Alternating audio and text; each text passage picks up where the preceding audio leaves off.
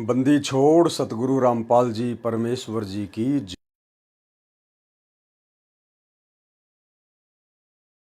बंदी छोड़ सतगुरु रामपाल जी परमेश्वर जी की जय हो।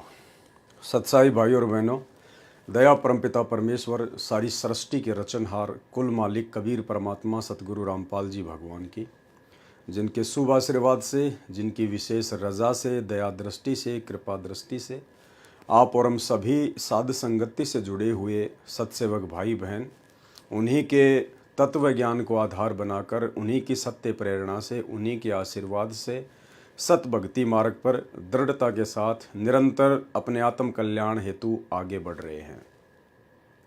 भाई और बहनों, इस कलयुग की बिचली पीढ़ी में सतगुरु रामपाल जी परमेश्वर जी की विशेष दया से आप और हमें साध संगतियाँ नसीब हुई हैं।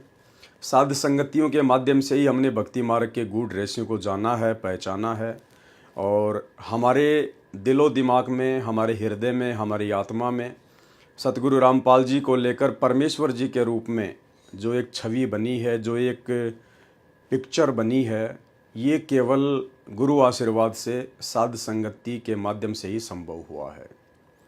क्योंकि साध संगति से ही हमें गुरुदेव भगवान की पहचान हुई है। हम उनके सत्संगों को जान पाए, पहचान पाए, समझ पाए, उनके संकेतों को समझ पाए।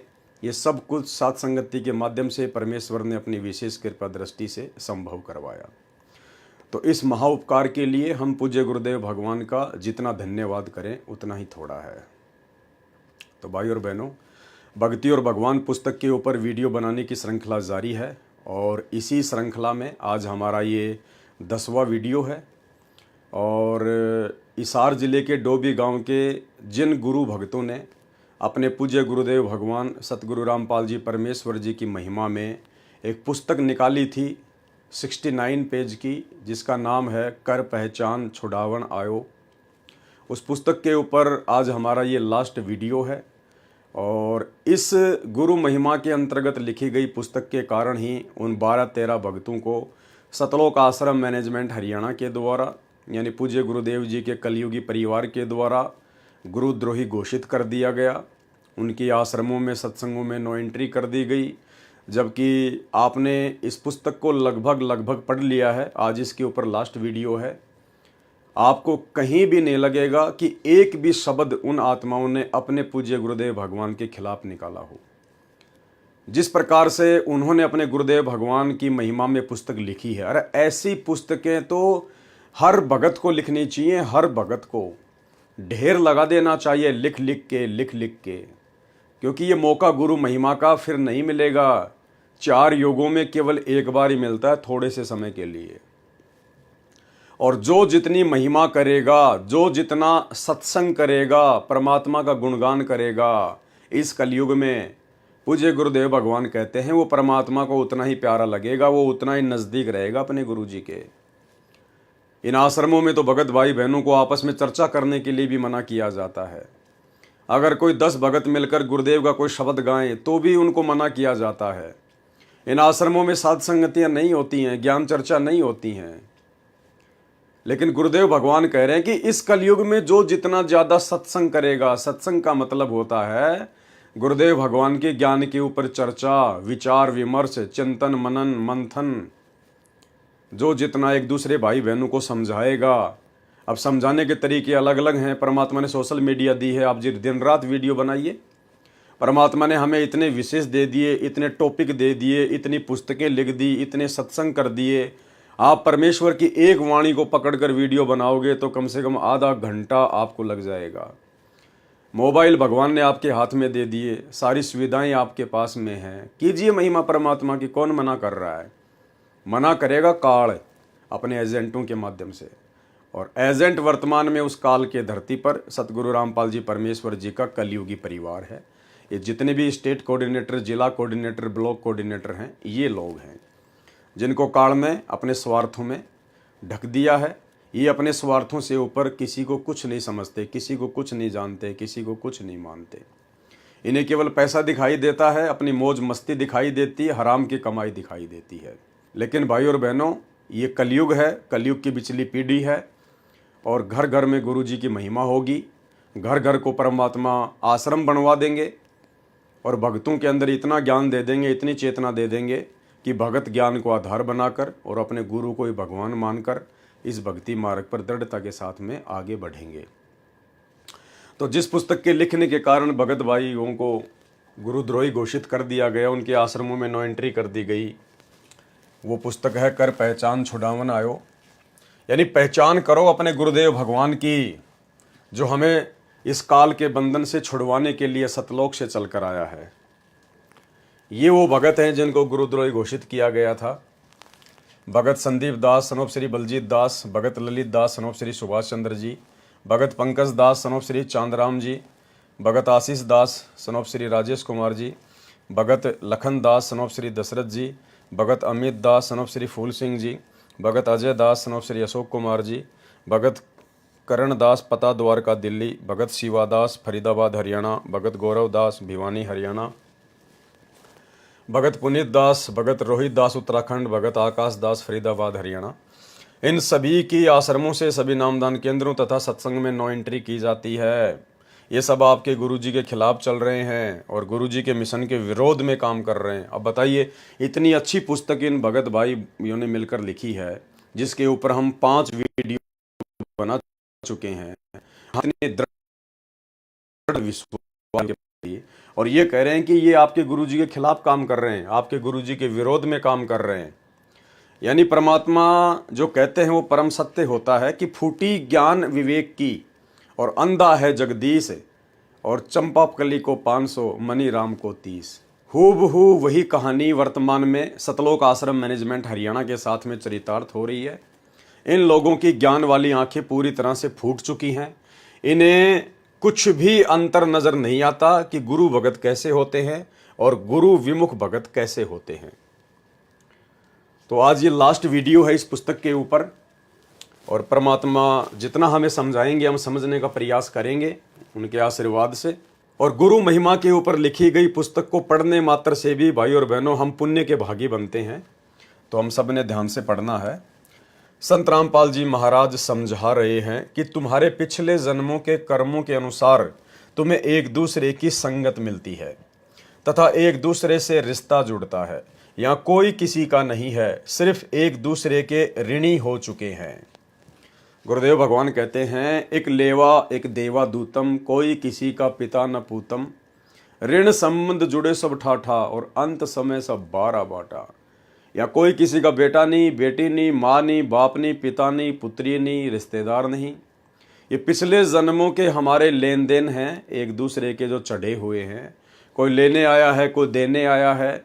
शरीर छूटने के बाद में कौन कहाँ जाएगा, कौन कहाँ जाएगा, किसी को कुछ नहीं पता। तो भाई और बहनों, अज्ञानता में हम केवल मोह ममता में एक दूसरे के साथ में उलझे पड़े हैं, अपना मान रहे हैं। बाकी ये सब परमात्मा की आत्मा है, परमात्मा के बच्चे हैं, और काल ने हम सबको यहाँ पे 21 ब्रह्मांड में उल्टे कर्मों में बांध दिया है, जिस कारण से एक दूसरे के ऊपर हमारा लेन देन बना रहता है और हम एक दूसरे के सगे संबंधी रिश्तेदार बनकर बेटा बेटी, माँ बाप, पुत्री जवाई आदि बनकर जन्म लेते रहते हैं और अपना ऋण कोई उतारता है, कोई चढ़ाता है। तो अब सतगुरुदेव भगवान ने आके हमें हकीकत बताई कि एक लेवा एक देवा दूतम, एक तो लेने आ रहा है, कोई देने आ रहा है। एक लेवा एक देवा दूतम, कोई किसी का पिता नहीं पूतम, ऋण संबंध जुड़े सब नाता और अंत समय सब 12 बाटा। मरने के बाद में सब 12 बाट हो जाएंगे, ना लेना ना देना। तो हमने ज्ञान को आधार बनाकर गुरुदेव के प्रत्येक वचन को अपने दिलो दिमाग में बैठाना है, अमल करना है, तभी हम सफल हो पाएंगे। उस ऋण को चुकाने के लिए रिश्ते नाते बनते हैं तथा हमारे इस संस्कार को हमें शांति और सहज भाव से संपूर्ण करना चाहिए। क्या कह रहे हैं भगत जी परमात्मा के आशीर्वाद से कि हम पिछले ऋण संबंधों के कारण जिन भी रिश्तों में बंधे हैं, चाहे बाप बेटे का रिश्ता हो, माँ बेटी का रिश्ता हो, भाई भाई का रिश्ता हो, भाई बहन का रिश्ता हो, और सतगुरु रामपाल जी परमेश्वर जी की शरण मिलने के बाद में परमात्मा तो अपनी शक्ति से, अपने सामर्थ्य से, अपने आशीर्वाद से उन ऋणों को हल्का करेंगे। अन्यथा जीव की बस की बात नहीं है कि ये ऋण मुक्त हो जाए। तो परमेश्वर का तो विशेष सपोर्ट, विशेष आशीर्वाद रहेगा ही रहेगा। साथ में हम मानव शरीरधारी प्राणी हैं, परमेश्वर ने हमें विशेष बुद्धि बख्शी है। तो गुरुदेव भगवान के आशीर्वाद से भगत जी लिख रहे हैं कि हमने भी आगे इन रिश्तों को बढ़ाना नहीं है मनमुटाव करके, लड़ाई झगड़ा करके, एक दूसरे के साथ में मारपीट करके, गाली गलौज करके। हमने सहज और शांति भाव से गुरुदेव के ज्ञान को आधार बनाकर कि भाई ये तो चलो आज मेरे को भगवान मिल गया, बहुत अच्छी बात है, परमात्मा मुझे सहारा देगा, अन्यथा ये रिश्ते तो मुझे निभाने ही थे, ये संस्कार तो मुझे मेरे पूरे करने थे, और मैं दुखी होके करता, परेशान होके करता, अपने बच्चों की मार खा खा के करता, गालियां खा खा के करता, गधा बन के कमा कमा के करता, और अब तो मुझे भगवान मिल गया, भगवान का सहारा मिल गया।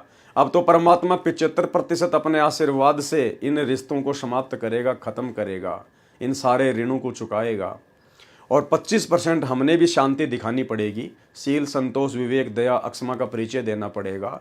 घर में व्यर्थ में लड़ाई झगड़े से बचना पड़ेगा, क्योंकि परमात्मा कहते हैं कि ये काल तुम्हारे अंदर कुप्रेरणा करके आपस में लड़ाई झगड़े करवाता है, ये तुम्हारे रिश्तों को, तुम्हारे ऋणों को ये बढ़वाता है, ये घटवाता नहीं है, ये और ज़्यादा बढ़ाने का प्रयास करता है, मनमुटाव पैदा कर देगा। छोटी छोटी बातों को लेकर पति पत्नी में, बेटा बेटी में झगड़ा हो जाएगा, भाई भाई में झगड़ा हो जाएगा, एक छोटी सी बात को लेकर, एक छोटे से मकान को लेकर, छोटी सी ज़मीन को लेकर आपस में लड़ाई झगड़े हो जाएंगे, एक दूसरे के सिर पे चोट मार देंगे, वो मर जाएगा, वो मर गया, उसका ऋण चढ़ गया, अगले जन्म में फिर चुकाना पड़ेगा। जिसने मारा वो जेल में जाके बैठ गया, वो पूरी जिंदगी वहां पर जेल में जो है चक्की पीसेगा। तो काल तो इन ऋणों को और ज्यादा बढ़वाता है। लेकिन अब हमें गुरु मिल गया, भगवान मिल गया, ऊपर से इन्होंने अपना अनमोल ज्ञान दे दिया। अब हमने शांति प्रिय रहकर, शांत स्वभाव से, और इस काल के षड्यंत्र को बखूबी गुरुदेव के ज्ञान आधार से समझकर हमने शांति धारण करनी पड़ेगी। अगर काल प्रेरणा से किसी का पति अगर लड़ता है, झगड़ता है, तो उसकी पत्नी ने थोड़ा धैर्य दिखाना पड़ेगा। अगर उसकी पत्नी में काल प्रवेश करके कुप्रेरणा करके लड़ाई झगड़ा करवाता है, भले वो उपदेशी है, अनुपदेशी है, तो उसके पति ने, यदि वो उपदेशी है, तो उसने थोड़ी शांति दिखानी पड़ेगी, थोड़ा धैर्य धारण करना पड़ेगा, और इसका कोई बचाव नहीं है। अन्यथा गुरुदेव भगवान ने तो स्पष्ट तौर पर कह ही दिया है एक सत्संग में, एक पागल कुत्ते का उदाहरण देकर, कि बच्चों जैसे कोई पागल कुत्ता होता है, और पागल कुत्ते का तो काम ही है काटने का, भौंकने का, व्यर्थ में दुखी करने का, परेशान करने का, लेकिन समझदार व्यक्ति को चाहिए कि उसको उल्टा जवाब ना देकर पागल कुत्ते से कैसे बचा जा सकता है, वो तरीके अपनाने चाहिए। ठीक इसी प्रकार अगर आपके साथ में, आप ही के परिवार में, आप ही के रिश्ते नाते वाले या बाहर समाज वाले यदि काल प्रेरणा से ज़बरदस्ती आपको दुखी करते हैं, परेशान करते हैं, आपको तंग करते हैं, आपके साथ में लड़ाई झगड़ा करते हैं, तो गुरुदेव भगवान ने बताया कि ज्ञान को आधार बनाकर उनको पागल कुत्ता समझकर उनको साइड में छोड़ देना चाहिए, उनके मुंह नहीं लगना चाहिए। तुम्हें तुरंत याद आ जाना चाहिए कि गुरुदेव हमें सत्संगों में क्या बताते हैं कि ये काल प्रेरणा है, काल प्रेरणा से जबरदस्ती ये तेरे साथ में इस प्रकार का बुरा व्यवहार कर रहा है, बुरा बर्ताव कर रहा है, ताकि तू भी इसके जैसा व्यवहार कर, ईंट का जवाब पत्थर से दे, और तेरे ऋण संबंध जो हैं वो और ज़्यादा बढ़ें, तेरे ऊपर इसका ऋण बढ़ जाए, तू काल के षड्यंत्र में फंसा का फंसा रह जाए। तो परमेश्वर ने कहा है कि उन लोगों को पागल कुत्ता समझकर और उनके मुंह नहीं लगना चाहिए, चाहे घर का हो चाहे बाहर का हो, ये सोचकर कि ये तो पागल है और काल प्रेरणा से ये ऐसा कर रहा है, ये मुझे जोश दिलाने का प्रयास कर रहा है ताकि मैं भी इसके जैसा बर्ताव करूं और मेरी मर्यादा टूटे और मैं भक्ति से नीचे गिर जाऊं। तो सुनिए छोटा सा सत्संग। संसार कुछ भी कहे, वो तो जनता बोली, उसको पता नहीं, ज्ञान नहीं, वो तो आपके विषय में कुछ भी बोल सकते हैं, ना उनका दुख माने और ना उनका कहने तक अपने मार्ग से विचलित हो। इतनी बात याद अवश्य रखें और कोशिश हो कि उनको भी इस मार्ग पर लाने की चेष्टा करो। वो भी आप ही के भाई बहन, सतलोक से आए हुए एक ही पिता की संतान है। हमारा कोई शत्रु नहीं है, कोई भी शत्रु नहीं है, और कोई भी आपके साथ कोई 19-21 कर रहा है तो वो काल करवा रहा है आपको अशांत करने के लिए। तो ठीक है, अपना बचाव अवश्य करे, किसी तरीके से हो अपना बचाव करे और भक्ति करता रहे। उसको शत्रु वाले दृष्टिकोण से ना देख करके एक पागल कुत्ता समझ ले। अगर पागल कुत्ते से कैसे बचा जाता है वो सारे तरीके अपनाए रखे, बस इतनी सी बात। तो भाई और बहनों, इस प्रकार से हमने थोड़ी सी बुद्धिमत्ता का उपयोग करते हुए और परमेश्वर के ज्ञान को आधार बनाकर इन चीज़ों से बचना होगा। रिश्ते नातों में मनमुटाव काल प्रेरणा के द्वारा होता है ताकि ये ऋण न उतर पाए और हम जन्म मरण के चक्कर में फंसे रहें। संत रामपाल जी महाराज ने बताया है कि इन रूढ़िवादी परंपराओं को त्यागो, ये हमारे ही जीवन पर बोझ बन चुकी है। कौन सी रूढ़िवादी परंपराएं? ये जितने भी त्योहार हैं जो व्यर्थ की परंपरा हैं, रूढ़िवादी परंपरा हैं। आज वर्तमान में कोई भी त्योहार मनाने का कोई किसी प्रकार का औचित्य नहीं है, केवल बकवाद का रूप ले चुके हैं। ये जितने भी त्योहार हैं, होली, दिवाली, रक्षाबंधन, मकर संक्रांति, ये सब बकवाद का रूप ले चुके हैं। मुर्गे काटना, बकरे काटना, शराब पीना, वातावरण को जो है प्रदूषित करना, इसके अलावा कुछ भी शेष नहीं है। केवल मनोरंजन के साधन बन चुके हैं, फालतू में आपकी जेब को ढीला करते हैं, आपके ऊपर बोझ हैं। तो अब हमें ज्ञान हो गया है, जिन्हें ज्ञान नहीं है उनको समझाने का प्रयास करना है, प्यार से, प्रेम से। नहीं माने तो उनको करने दो, हमें कोई दिक्कत नहीं है। लेकिन हमने गुरुदेव भगवान से अनमोल ज्ञान लेने के बाद अपने आत्म कल्याण के मार्ग में आगे बढ़ना है। जिस आत्म कल्याण के मार्ग में ये सभी त्योहार और जितनी भी व्यर्थ की परंपराएं हैं, शादी, विवाह, भात, छूचक, लेन देन, पीलिया, कोथली, सिंधारा, इन सब से हमने बचना चाहिए। और जो विधि हमारे गुरुदेव ने हमें बताई है शादी विवाह की, रमणीय जो पद्धति है, उसी हिसाब से हमने उनके मर्यादाओं में रहकर अपने बच्चों के संस्कारों को पूरा करना है। यहाँ 2 दिन का तो जीवन है और तुम परेशानियों में फंसे रहते हो तथा रूढ़िवादी परंपराओं में पिसते हुए परेशानी से गुजर रहे हो। पता नहीं इन परंपराओं का भुगतान हो या ना हो, उससे पहले मौत आकर हमें यहाँ से ले जाएगी और हमारा मूल काम परमात्मा प्राप्ति छूट जाएगा। कहने का मतलब है, काल का काम है आप और हमारे को उलझा के रखना, आप और हमारे को अपने इन परंपरावादी, रूढ़िवादी, व्यर्थ के काम धंधों वाले षड्यंत्र में फंसा के रखना, ताकि ये इंसान यहीं पे मरता रहे, यहीं पे खसता रहे, इन्हीं परंपराओं में उलझा रहे। इसको भक्ति और भगवान को लेकर कभी सोचने का टाइम भी ना मिले। इसलिए ये उसका भयंकर षड्यंत्र है। परमात्मा ने आकर हमें समझाया है, तो अब हमने समझने का प्रयास करना है। माली आवत देख कर कलियां करे पुकार, फूल फूल सब चुन लिए कल हमारी बार। यानी फूल तोड़ने के बाद में फिर वो पेड़ उखाड़े जाते हैं, वो कलियां फिर तोड़ी जाती हैं। हम इन रूढ़िवादी परंपराओं में मौत को भूल चुके हैं तथा अपने असली मकसद, अपने असली घर को भूल गए हैं। अभी भी वक्त है। संत रामपाल जी महाराज जी का सत्संग सुनो, उनकी आज्ञा का पालन करो, नहीं तो बहुत देर हो जाएगी। हमारी ये दुनिया और रिश्ते नाते सब झूठे हैं, हमारी सारी प्रीत झूठी है। हम स्वार्थी जीव हैं, हमने अपने एक परमात्मा को नहीं पहचाना। हम नाना प्रकार के देवी देवताओं पर आश्रित होकर उस परमात्मा को भूल बैठे हैं और मौत निकट आती जा रही है। कबीर साहिब जी कहते हैं, कबीर पगड़ा दूर है। पगड़ा यानी वो जगह, वो ठिकाना जहाँ हमें जाना है। कबीर पगड़ा दूर है, आन पहुंची सांझ। और भैया रात्रि का समय निकट आ गया और मंजिल अभी बहुत दूर है। जन जन से प्रीत राखत्या वैश्या रह गई बांझ।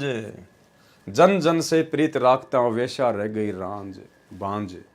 हमने केवल अपने गुरुदेव भगवान, अपने परमात्मा, अपने इष्ट सतगुरु रामपाल जी परमेश्वर जी से ही प्रीत रखनी है। केवल उन्हीं को अपना इष्ट मानकर हमने उनकी पूजा करनी है, प्रत्येक आज्ञा का पालन करना है।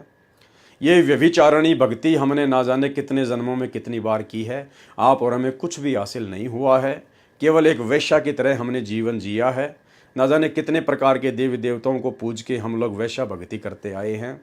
अब हमें एक पूर्ण परमात्मा मिल चुका है, उनकी पहचान हो चुकी है। अब हमने अव्यभिचारणी भक्ति करनी है, जिसके विषय में गीता जी में स्पष्ट तौर पर कहा गया है।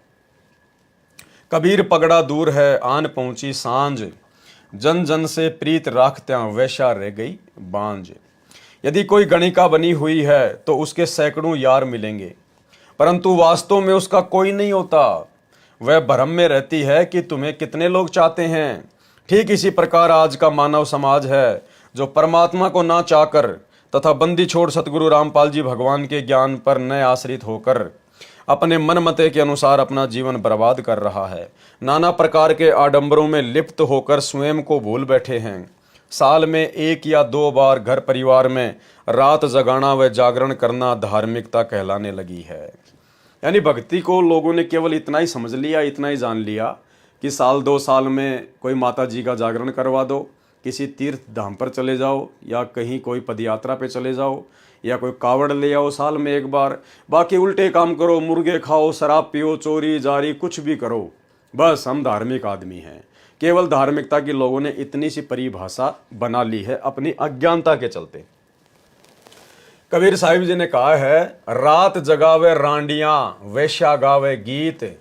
यानी इन देवी देवताओं की जो हम भक्ति करते हैं, जो आदि अधूरी भक्ति है, जिससे पूर्ण मोक्ष नहीं हो सकता है, हमें अपने भाग्य के अलावा कुछ ज़्यादा नहीं मिल सकता है। कहते हैं इनकी रात जगाना, इनका जागरण करना, वो तो ऐसा है जैसे रात जगावे रांडियां और वेश्या गावे गीत, मारे लौंदात लापसी हरि आवे नहीं चित्त। इसे भगवान नहीं मिलने वाला है। कबीर हरि का सुमरण छोड़कर रात जगावन जाए, सरपन होय के अवतरे जाए अपने खाए। कहते हैं हरि का सुमरण छोड़कर, हरि यानी हरि, ये कबीर परमात्मा सतगुरु रामपाल जी भगवान, पूरे विश्व में इनकी भक्ति के अलावा और यथार्थ भक्ति नहीं है। अगर सुमरण करने का कोई मंत्र किसी के पास वर्तमान में है पूरी सृष्टि में, तो केवल सतगुरु रामपाल जी परमेश्वर जी के पास में है। वर्तमान में इस पूरी पृथ्वी पर यदि कोई नाम दीक्षा देने का, कोई मंत्र सुमरण देने का अधिकारी संत है, गुरु है, तो केवल सतगुरु रामपाल जी परमात्मा है। कहते हैं कबीर हरि का सुमरण छोड़कर, यानी संत रामपाल जी से दीक्षा ना लेकर, इनके द्वारा दिए गए सत मंत्रों का जाप ना कर और रात जगावन जाए, सरपन होय के अवतरे, यानी वो फिर सांप बनेगा, सर्प बनेगा और जाए अपने खाए। और सांप क्या करता है, जो मादा सर्प होता है वो क्या करता है, अपने जो बच्चे होते हैं, जो वो अंडे देती है, वो एक वो कुंडली मार लेती है चारों तरफ, और फिर वो अपने अंडों को फोड़ती है, और उनमें से जो बच्चे निकलते हैं उनको वो खुद ही खा जाती है। अगर कोई बच्चा उसकी, अगर वो कुंडली से बाहर निकल जाता है तो वो बच जाता है, अन्यथा जिसके जितने अंडे और जितने बच्चे उसकी उसमें रहते हैं कुंडली में, वो सबको खा जाती है। तो कहते हैं एक सतगुरु रामपाल जी परमेश्वर जी की भक्ति किए बिना, इनकी शरण में आकर सत भक्ति किए बिना, आप चाहे कितनी जागरण कर लो, कितने श्याम जी, राम जी, बालाजी, हनुमान जी, ब्रह्मा विष्णु महेश, 33 करोड़ देवी देवता, तीर्थ धाम, कहीं भी चले जाओ, कुछ भी कर लो, अरबों खरबों का दान दे दो, मंदिर बनवा दो, मस्जिद बनवा दो, कुछ भी कर दो, एक इनकी भक्ति के अलावा। कहते हैं वो अंत में क्या होगा, सांप बनेगा, सांप, और खुद ही पैदा करेगा और खुद ही खाएगा, ये दुर्गति होगी। और जो माता बहनें बच्चों के लिए तथा किसी बहन बेटियों के लिए भोग भरती हैं, किसी देवी को मनाती हैं, उनके विषय में कहा है, हरि का सुमरण छोड़कर होई राखे नार। एक होई माता होती है जिसकी पूजा की जाती है। कहते हैं हरि का सुमरण छोड़कर, सतगुरु रामपाल जी परमेश्वर जी का इन हरि का सुमरण छोड़कर होई राखे नार, गदी होकर अवतरे भार सहे मनचार। वो गदी बनेगी, ये करवा चौथ का व्रत करने वाली, और ये जितने भी देवी देवताओं के व्रत करने वाले, माता मसानी, सेठ शीतला, भैरव, भूत, हनुमान को पूजने वाली। कहते हैं अंत में फिर ये गदी बनती हैं, गदी, और 4 मण वजन फिर अपनी पीठ पे ढोती हैं। ये रूढ़िवादिता का भूत जो लोगों के दिमाग में घर कर चुका है, उसे बंदी छोड़ सतगुरु रामपाल जी महाराज जी ही निकाल सकते हैं। उनके निर्मल ज्ञान से ये सब सारे पाखंड नजर आते हैं। जैसे आज आप और हमारे को सब कुछ पाखंड नजर आ रहा है, क्योंकि परमेश्वर जी ने अपना अनमोल तत्व ज्ञान देकर हमारी आंखें खोल दी हैं, हमारी दिव्य दृष्टि खोल दी है, ज्ञानियों को खोल दिया है। सर्व शास्त्रों से परमात्मा ने भक्ति और भगवान को प्रमाणित कर दिया है कि कौन सी भक्ति मोक्ष प्राप्ति की है और कौन सी भक्ति काल के षड्यंत्र में फंसे रहने की है। तो आज हमें बिल्कुल पानी की तरह सब कुछ नजर आ रहा है। रियल और वास्तविक ज्ञान संत रामपाल जी महाराज लेकर आए हैं। दुनिया में तो छोड़ो, देवता तक भी संत रामपाल जी महाराज जी से ज्ञान चर्चा नहीं कर सकते। देवता तो बहुत छोटी चीज़ है, देवता बेचारे क्या ज्ञान चर्चा करेंगे, उनके पास तो ज्ञान की छींट है ही नहीं। जब बता दिया परमात्मा ने हमारे को सब कुछ कि ये काल जिसका आधिपत्य पूरे 21 ब्रह्मांड पर है, जिसके अंतर्गत ब्रह्मा विष्णु महेश दुर्गा 33 करोड़ देवी देवता हैं, वो भी उस परमेश्वर के आगे एक जीव है, एक तुच्छ प्राणी है, उसका नौकर है, उसका मजदूर है। तो ज्ञान चर्चा तो कौन करेगा यहाँ पर, किसकी औकात है जो परमेश्वर के समक्ष ज्ञान चर्चा कर सके। बिन समझे उल्टा जाल है इस निर्गुण पद चर्चा का, कहो निरंजन किससे जाया, शिव शंकर किसने गोद खिलाया, किसने जन्मी लक्ष्मी माया और किसके जन्मा काल रे। अब आप और हमें तो पता ही है सारा सब कुछ, परमात्मा ने ज्ञान दे दिया है कि कौन ब्रह्मा का पिता है, कौन विष्णु की माँ, शंकर का दादा कौन है, पंडित जी दे बता। जब ये सवाल आधुनिक साधु संतों से करते हैं तो वे बातों को गोल मोल घुमाते हैं। उन्हें खुद की उत्पत्ति के बारे में भी मालूम नहीं है, उन्हें कोई आत्म ज्ञान भी नहीं है, परमात्म ज्ञान होना तो दूर की बात है। बंदी छोड़ सतगुरु रामपाल जी महाराज ने ऐसा निर्णायक ज्ञान दिया है जिसके बाद जीव के दिल में कोई भ्रम नहीं रहता। सारे संशय सतगुरु रामपाल जी परमेश्वर जी के तत्व ज्ञान से ही समाप्त हो सकते हैं और दुनिया में दूसरा कोई ज्ञान, कोई समाधान नहीं है। और ज्ञान सब ज्ञान अड़ी, कबीर ज्ञान सो ज्ञान, जैसे घोड़ा तोप का करता चले मैदान। परंतु जो गुरु के वचनों पर अमल नहीं करता, यानी जो दीक्षा लेकर भी अपने गुरु जी के वचनों पर अमल नहीं करता है, चतुराई दिखाता है, उसे तो 3 लोक में भी ठौर नहीं है। संत रामपाल जी महाराज जी के वचनों पर जो भी कोई शिष्य आपत्ति रखता है या विश्वास नहीं करता, वह तो पापी है। गुरु के वचनों को अपनी जान से भी ज़्यादा अहमियत देनी चाहिए। लेकिन इसके विपरीत सतलोक आश्रम मैनेजमेंट हरियाणा ये धार्मिक धंधे के रूप में आश्रम खोल खोल कर 90% नादान संगत को अपने पीछे लगाकर किस प्रकार से कभी राजनीति करवाता है, कभी बीजेपी को वोट, कभी कांग्रेस को वोट, कभी किसका समर्थन, कभी किसी पार्टी का समर्थन, कभी गुंडों की सीबीआई जांच का समर्थन, कभी उनको चंदे के रूप में भक्तों के दान का पैसा देना, कभी आरक्षणों में भक्तों को बैठा देना, धनाना गांव में स्टेडियम बना देना, आश्रम में हॉस्पिटल का काम शुरू कर देना, और दुनिया भर के ड्रामेबाजी वाले पाखंड, दुनिया भर के ड्रामेबाजी वाले काम इन सतलोक आश्रमों में शुरू कर देना। ये सब कुछ गुरु वचनों को तोड़ने के अंतर्गत आता है। अरे भैया, काल का लोक है, इतना ज्ञान लेने के बाद में दिल में डर बैठ जाना चाहिए, भय, कि परमात्मा कहीं कोई मर्यादाओं में चूक हो गई, आपकी आज्ञा में कोई चूक हो गई, आप नाराज हो गए तो हम तो गधे बनेंगे और फिर वो सारे के सारे कष्ट, दुख, परेशानियां जो की त्यों। यहाँ तो नीची गर्दन करके दास भाव से, आधीन भाव से हमने डर डर के परमेश्वर की प्रत्येक सत्संग रूपी आज्ञा का पालन करते हुए अपने जीवन को सफल करना है। ये राजनीतियाँ भक्तों का काम नहीं है। ये जगत के साथ मिलकर बैठना, आरक्षणों में उनका सहयोग देना, उनके साथ में लड़ाई लड़ना, ये भक्तों के काम नहीं है। भगत के रूप में जो मूर्ख हैं, जो भेड़िए हैं, जो काल प्रेरित एजेंट हैं, ये उनके काम हैं। तो संगत को समझना चाहिए गुरुदेव के ज्ञान को आधार बनाकर कि तुम्हें किस प्रकार से परमात्मा के ज्ञान के विरुद्ध, सत्संगों के विरुद्ध वर्तमान में गुरुदेव के कलयुगी परिवार के द्वारा, इन कोऑर्डिनेटरों के द्वारा चलाया जा रहा है। अंत में धोखा खाओगे। एक बार की बात है, गुरु गोविंद सिंह महाराज जो सिखों के 10वें गुरु थे, अपने आसन पर बैठे थे। एक भोला सा श्रद्धालु आया, गुरु गोविंद सिंह महाराज को प्रणाम किया और कहने लगा, हे महाराज, मुझे अपने चरणों में रख लो, मैं आपकी ही सेवा करना चाहता हूँ। तब गुरु गोविंद सिंह जी महाराज ने उससे पूछा कि तुम क्या काम कर सकते हो, तुम्हें क्या काम आता है।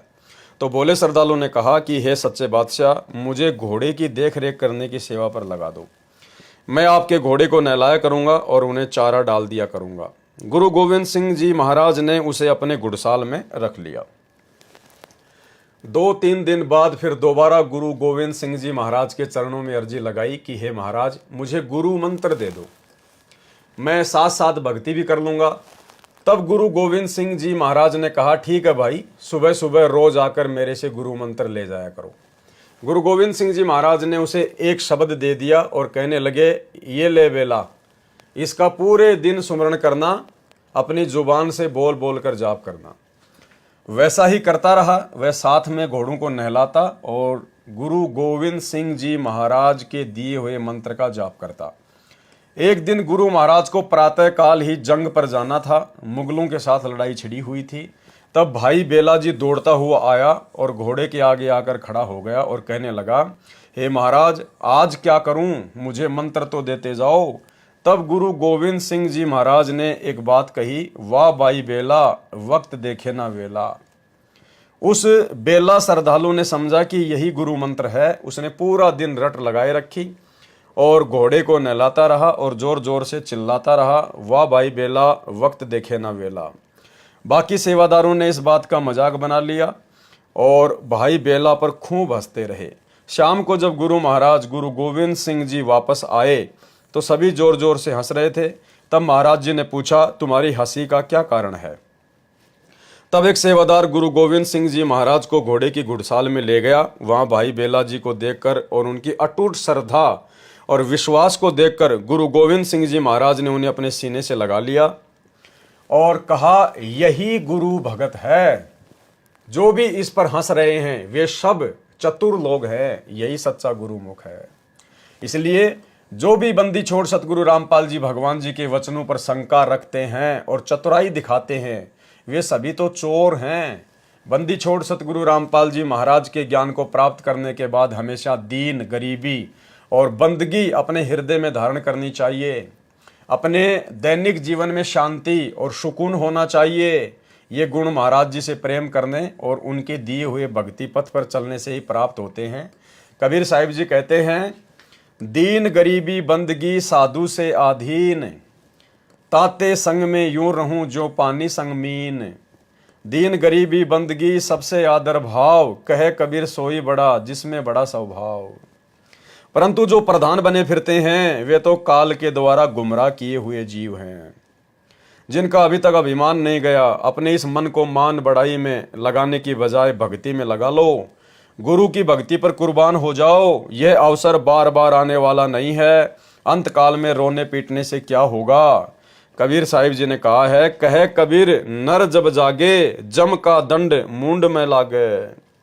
बाद में जब तुम्हारी आंख खुलेगी ना तो धर्मराज के दरबार में लाइन में खड़े हुए मिलोगे और वहां फिर यमराज के दूतों का डंडा सिर पर पड़ेगा, फिर कुछ हाथ नहीं आएगा।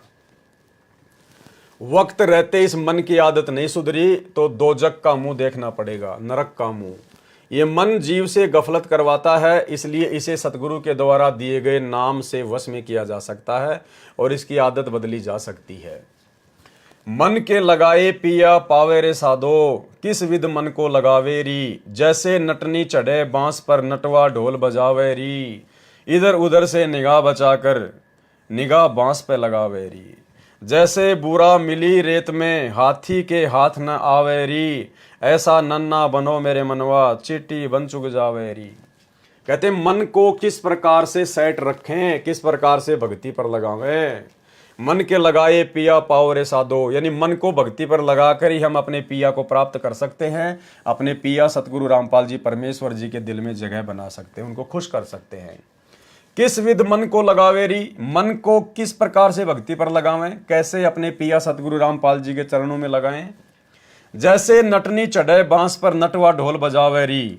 ये जो नाच गाने का जो प्रोग्राम दिखाते हैं, जो नट होते हैं गांव गांव में जाकर दो लंबे से बांस के डंडे होते हैं, उनको खड़ा कर देते हैं, ज़मीन में गाड़ देते हैं, एक रस्सी उनके ऊपर बांध देते हैं दोनों सिरों पर, और जो नटनी होती है या कोई भी होता है वो फिर उस रस्सी के ऊपर चलता है और लोग तालियां बजाते रहते हैं, हा हुल्ला करते रहते हैं, वाह जी वाह क्या बात है, क्या बैलेंस है। लेकिन वो नटनी जो रस्सी के ऊपर चल रही है वो लोगों की तालियों पे ध्यान नहीं देती, लोगों के सम्मान पे ध्यान नहीं देती। उसका पूरा का पूरा फोकस रस्सी के ऊपर होता है। अगर वो जरा भी ध्यान उन लोगों की तरफ अपना कर ले तो उसका ध्यान रस्सी से हट जाएगा और वो नीचे गिर जाएगी, हाथ पैर उसका टूट सकता है, मृत्यु भी हो सकती है। तो गुरुदेव भगवान हमें समझाना चाहते हैं इन वाणियों के माध्यम से, जैसे नटनी चढ़े बांस पर नटवा ढोल बजावे। वो नटवा ढोल बजा रहा है, लोग तालियां पीट रहे हैं, लेकिन वो नटनी बांस के ऊपर वो जो है वो चल रही है। इधर उधर से निगाह बचाकर निगाह बांस पर लगावे, उसकी सुरती केवल बांस के ऊपर रहती है। तो हम भक्तों ने भी इसी प्रकार से ये दुनिया भर की जो फालतू की जो बकवास है, यहाँ पर ढोल पीटने का मतलब है वर्तमान में जैसे भगत समाज को राजनीति में धकेल दिया गया है, राजनेताओं का चमचा बना दिया गया, कुत्ता बना दिया गया है। कभी बीजेपी को वोट डलवाए जा रहे हैं, कभी कांग्रेस को वोट डलवाए जा रहे हैं।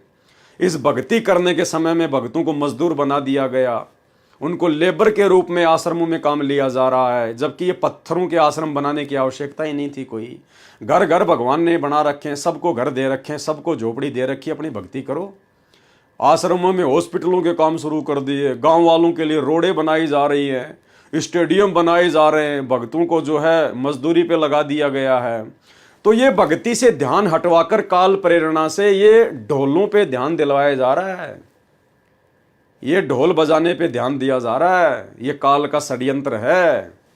तो परमात्मा हमें समझाना चाहते हैं कि सतगुरु मिलने के बाद, भक्ति मिलने के बाद, ये फालतू की जो बातें हैं, जिन बातों को छोड़ के हम भक्ति मार्ग पर आए हैं, अरे ये गंदी राजनीति करना, सारा दिन एक समोसे के चक्कर में राजनेताओं के पीछे भागना, उनकी हुटिंग करना, उनकी जय जयकार करना, उनकी रैलियों में जाना, ये काम तो हम लोग नाम दीक्षा से पहले किया करते थे, अज्ञानता में, मूर्खता में, नासमझी में। और अब ज्ञान मिल गया, भगवान ने सुमरण करने के लिए मंत्र दे दिया, करने के लिए आरती दे दी, करने के लिए महिमा दे दी, सत्संग दे दी, हमारे पास समय नहीं होना चाहिए। और फिर भी हम लोग उन्हीं ढोल नगाड़ों की तरफ दौड़ रहे हैं, उन बकवादों की तरफ दौड़ रहे हैं, राजनीति में दौड़ रहे हैं। घर पर भगवान विराजमान है, दरबार लगा रखा है, आरती की पुस्तक विद्वान है, सत्संग विद्वान है, मंत्र दे रखे भगवान ने, आश्रमों में क्या धक्के खाने जा रहे हैं? अरे आश्रम में उस समय जाओ जब तुम्हारा गुरु भगवान आश्रम में हो और तुम्हारे को वहाँ पर जो है वो बुलाया जाए, उस समय जाओ तुम आश्रमों में। वर्तमान में धक्के खाने की क्या आवश्यकता है? वर्तमान में तो तुम खाली टाइम पास के लिए जा रहे हो, अपना समय बर्बाद करने के लिए जा रहे हो। तो परमात्मा कहते हैं हमने भी इसी प्रकार से इधर उधर से निगाह बचाकर, ये राजनीति से अपनी निगाह बचाकर, फालतू के जो कुकर्म इन आश्रमों में जो करवाए जाते हैं भक्तों से, जो उनको बेचारों को जो मजदूर बना दिया गया, इन सब बातों से निगाह बचाकर और निगाह बांस पे लगावे, हमने अपनी सुरती, अपनी निगाह परमात्मा की भक्ति पे लगानी है, सत्संग सुमरण पे लगानी है। जैसे बूरा मिली रेत में, बूरा होती है बारीक बारीक जो वो चीनी होती है उसको कहते हैं बूरा, और रेत होती है मिट्टी। अगर मिट्टी में अगर कोई बूरा को मिला दे, अगर चीनी को मिला दे, तो कहते हैं हाथी के हाथ न आवेरी, हाथी उसको बूरा को मिट्टी से अलग करके खा नहीं सकता। ऐसा नन्ना बनो मेरे मनवा, इतना छोटा बन जाओ, इतने अधीन बन जाओ, चींटी बनकर चुग जावेरी, चींटी उस मिट्टी में मिली हुई बूरा को खा जाएगी, चुन चुन के खा जाएगी। तो परमात्मा कहते हैं भक्ति मार्ग पर यदि आपने परमात्मा की प्राप्ति करनी है, भक्ति का स्वाद चखना है, तो आपने चींटी की तरह नन्ना बनना पड़ेगा, आधीन बनना पड़ेगा, विनम्र बनना पड़ेगा, दास बनना पड़ेगा, भगत बनना पड़ेगा। राजनेताओं के तलवे चाट चाट के, उल्टे कर्म कर करके, आश्रमों पे आश्रम बना बना के अपना भक्ति और अपना समय बर्बाद कर करके तुम कभी परमात्मा के दिल में जगह नहीं बना पाओगे। ये मन अधीन होकर जिस दिन सतगुरु रामपाल जी भगवान के चरणों में लग जाएगा, उसी दिन त्रिलोकी की सारी दौलत उसके लिए धूल के समान हो जाएगी। क्योंकि जो आनंद बंदी छोड़ सतगुरु रामपाल जी महाराज जी के शरण में है, वह आनंद तो देवी देवताओं के पास भी नहीं है।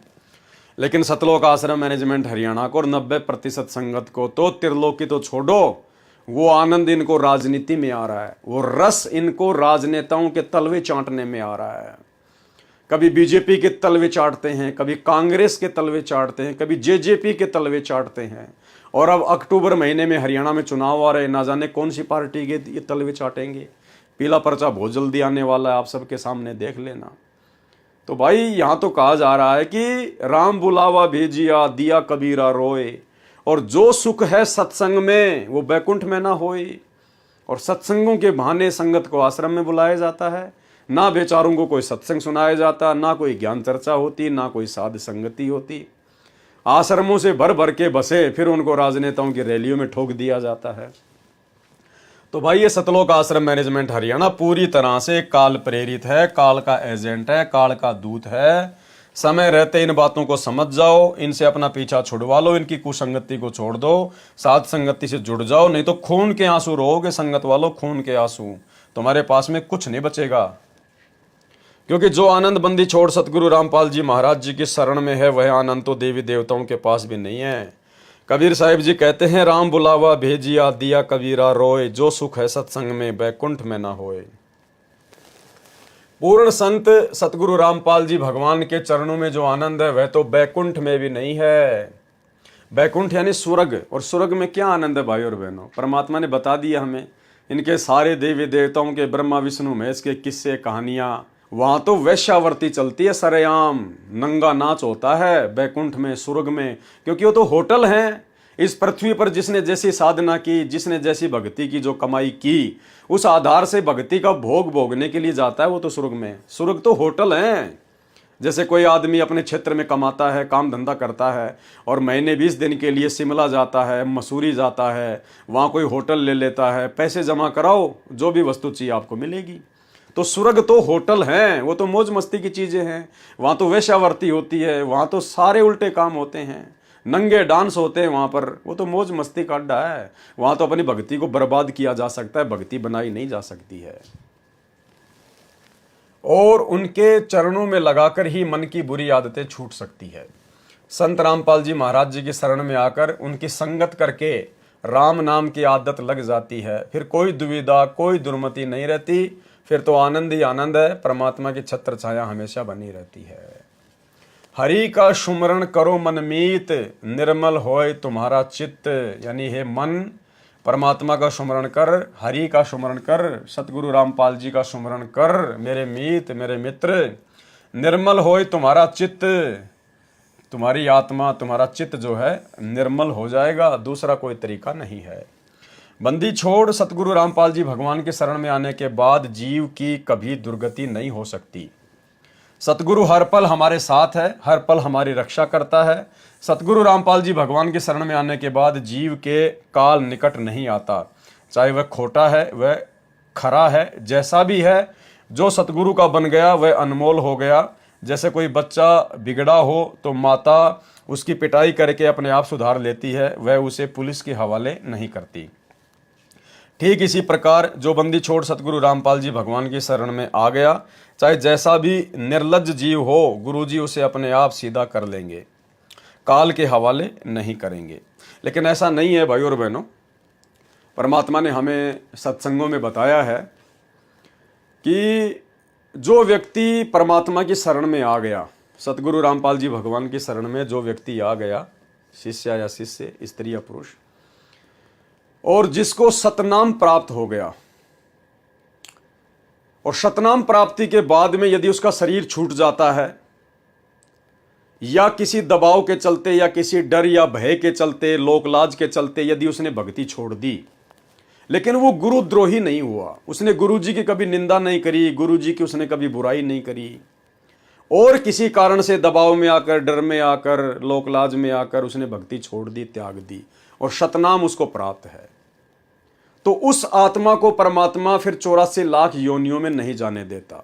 84 लाख योनियों में नहीं जाने देता, इसका मतलब ये नहीं है कि वो दुखी नहीं होगा या वो परेशान नहीं होगा, सब कुछ होगा। बस परमात्मा उसको गधा, कुत्ता, सूअर नहीं बनने देगा, उसको मनुष्य जन्म ही देता रहेगा, और फिर कभी अपनी शरण में लेगा, फिर भक्ति बनवाएगा, फिर भक्ति अगर ढंग से करेगा तो परमात्मा आगे पार करेगा, नहीं तो फिर वो मनुष्य जन्म प्राप्त करता रहेगा। लेकिन वो मनुष्य जन्म प्राप्त करना भी एक प्रकार से नरक भोगने के समान है। मान लीजिए आज किसी ने लोकलाज में आके भक्ति छोड़ दी, उसको सतनाम मिला हुआ है। ऐसी बात नहीं है, जिसने प्रथम नाम ले लिया है और वो भी अगर किसी लोकलाज से भक्ति छोड़ देता है तो परमात्मा उसको भी 84 में जल्दी से नहीं जाने देता है, उस आत्मा को भी परमात्मा मौका देते हैं।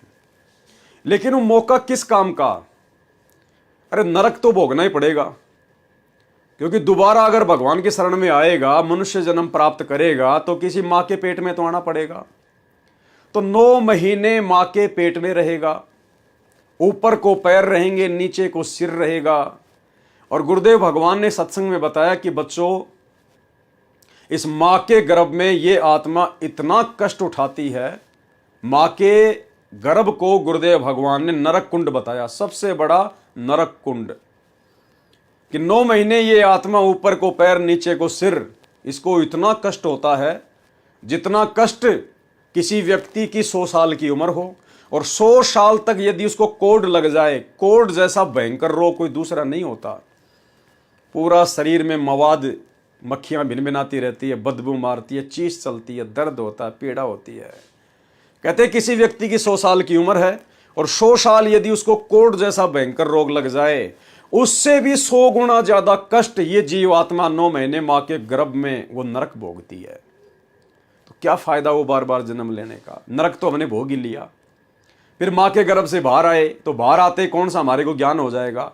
ज्ञान तो फिर परमात्मा कभी अपनी शरण में लेगा 40 साल की उम्र में या 50 साल की उम्र में, जैसे भी है तब होगा ज्ञान। तो उससे पहले हमारे संस्कारवश हमारे साथ में सारी दुर्घटना घटेगी, हमारी आंख भी फूटेगी, हमारा कभी एक्सीडेंट में हाथ भी कटेगा, पैर भी कटेगा, हमारे ऑपरेशन भी होंगे, हमें बीमारियां भी लगेंगी, हमारी आंखों के सामने हमारा बेटा भी मर जाएगा, हम भी अकाल मौत मर जाएंगे। तो कष्ट वो के वो सारे के सारे, वही पेट की चिंता, वही बाल बच्चों की चिंता, शादी विवाह की चिंता, नौकरी काम धंधे की चिंता। तो कष्ट वो के वो, परेशानियां वो की वो। भाई हमें परमात्मा अपनी शरण में लेते आ रहे हैं। आज हमें गुरुदेव ने बता दिया कि जिनको ये ज्ञान सुनते ही समझ में आ जाता है, जो ज्यादा वाद विवाद नहीं करता है, वो मनुष्य जन्म प्राप्त करता हुआ आ रहा है। तो ठीक है, हम लोग मनुष्य जन्म प्राप्त करते आ रहे हैं, लेकिन गुरुजी की शरण में आने से पहले हम कौन से शांति में थे? हमें तो वही चिंताएं थी, वही परेशानियां थी, काम धंधे को लेकर, रिश्तेदारियों को लेकर, ब्याह शादी को लेकर, पढ़ाई को लेकर, नौकरी को लेकर। हमारे साथ में एक्सीडेंट भी हो रहे थे, लड़ाई झगड़े भी हो रहे थे, मानसिक अशांति भी थी, उल्टे काम भी कर रहे थे, बुरे काम भी कर रहे थे। तो कहाँ सुख था जीवन में?